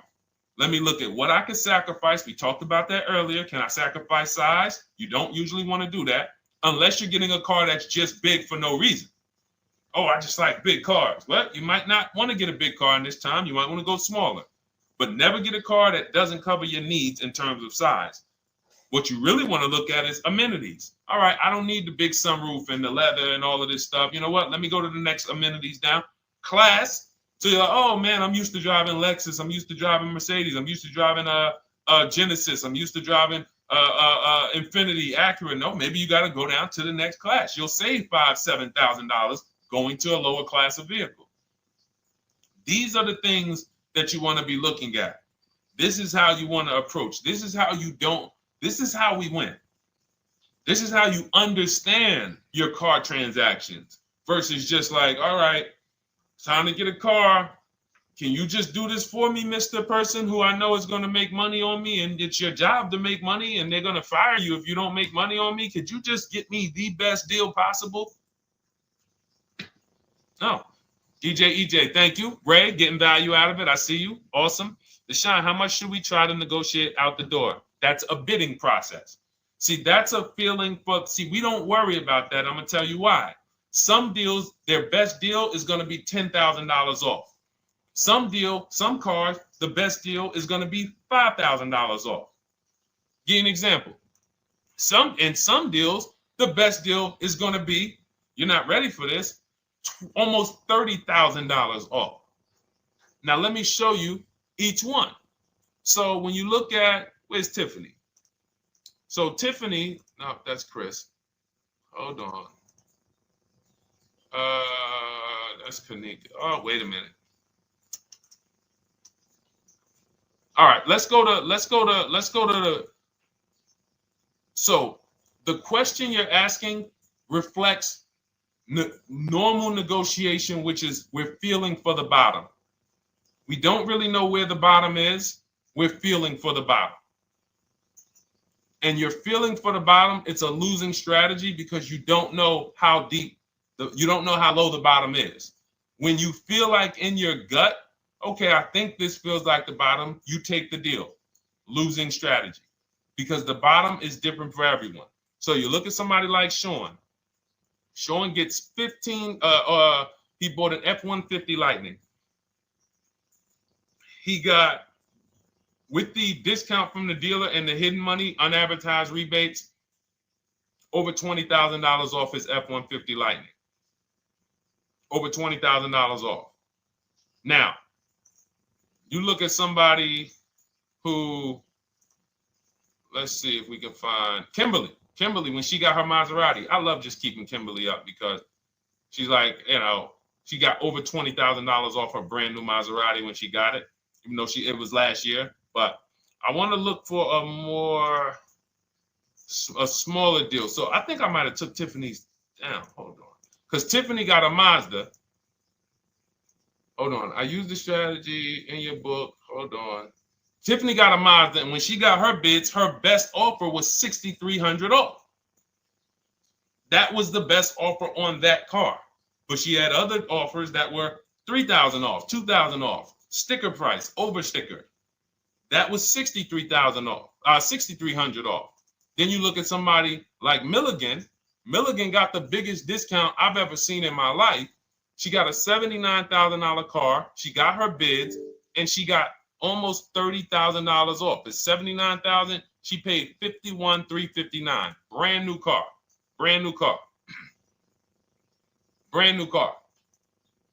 So do you see that if we're trying to feel for the bottom, let's say you think, all right, $3,000 off. I guess that's a good deal. You're getting beheaded. So we cannot feel for the bottom. That is buyer's remorse prone. That is how we have buyer's remorse. The only thing we do is we sit at home, we get bids. That's the name of the game. When you are getting bids, life changes. You now know, oh, this deal is taking off 8. This deal is taking off 2. This deal is taking off 8. This deal is taking off 10. This deal is taking off nothing. Oh, the $10,000 dealer wins the bid. You took off $10,000. That was the bottom. And again, we use the 25-to-5 strategy where I show you how to connect with 25 dealers in 20 minutes from home. You get your bids. You want to call around, do it by phone, call and get your bids by phone. We do this by email without talking. That is what's in my book. That's how we do it. So everything we talked about is in my new digital book. Cars from Home, 7 Steps to Saving Time, Money, and Avoiding Dealerships. Normally $97, part of our welcome offer. You get your copy for $24. That's 75% off. In my TikTok bio, click that link. My Instagram bio, click that link. Or YouTube comments in the Facebook comments, deshonsbook.com. 2 hours, get your $24 and let that continue to make money for you and keep money in your family. We didn't talk about. We didn't talk about selling leases and equity in leases. We didn't talk about the bank bidding wars. We didn't talk about, we did deep on leasing versus buying. We hit on a lot today. Now, for those of you who are like, Deshone, I'm just meeting you, I don't really trust you yet, then start with my free cheat sheets. Dolan will put a link for you. You can go to DeshonesCheatSheets.com, put a link in the comments, and just start with my free cheat sheets. We've given thousands of people have started with my free cheat sheets. That'll expose you to the Cars from Home world, because once you see the value, like, wow, this is what Deshone's giving us for free. What is in the book? The book is your step-by-step checklist, step-by-step blueprint. But if you're like, you know what, let me just get started with the cheat sheets, go grab the cheat sheets. Now, mark your calendars. We're here Monday through Thursday, 12 p.m. Eastern Time. Show usually lasts about 90 minutes. You can bring your questions. You might be watching this on a replay, because you'll see a lot of people ask the same question you would have asked. But mark your calendar so you don't miss a show. We'll be back, and then we'll run the whole replays all through the weekend for those who couldn't be here during the week.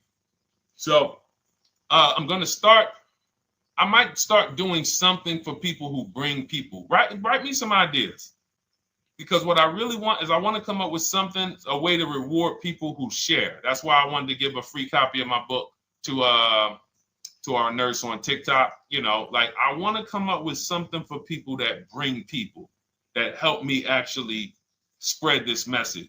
DM me some ideas, and I'll watch that. I can't read all the DMs, but I will certainly start that DM with, you know, I have an idea, and then I'll know that's you.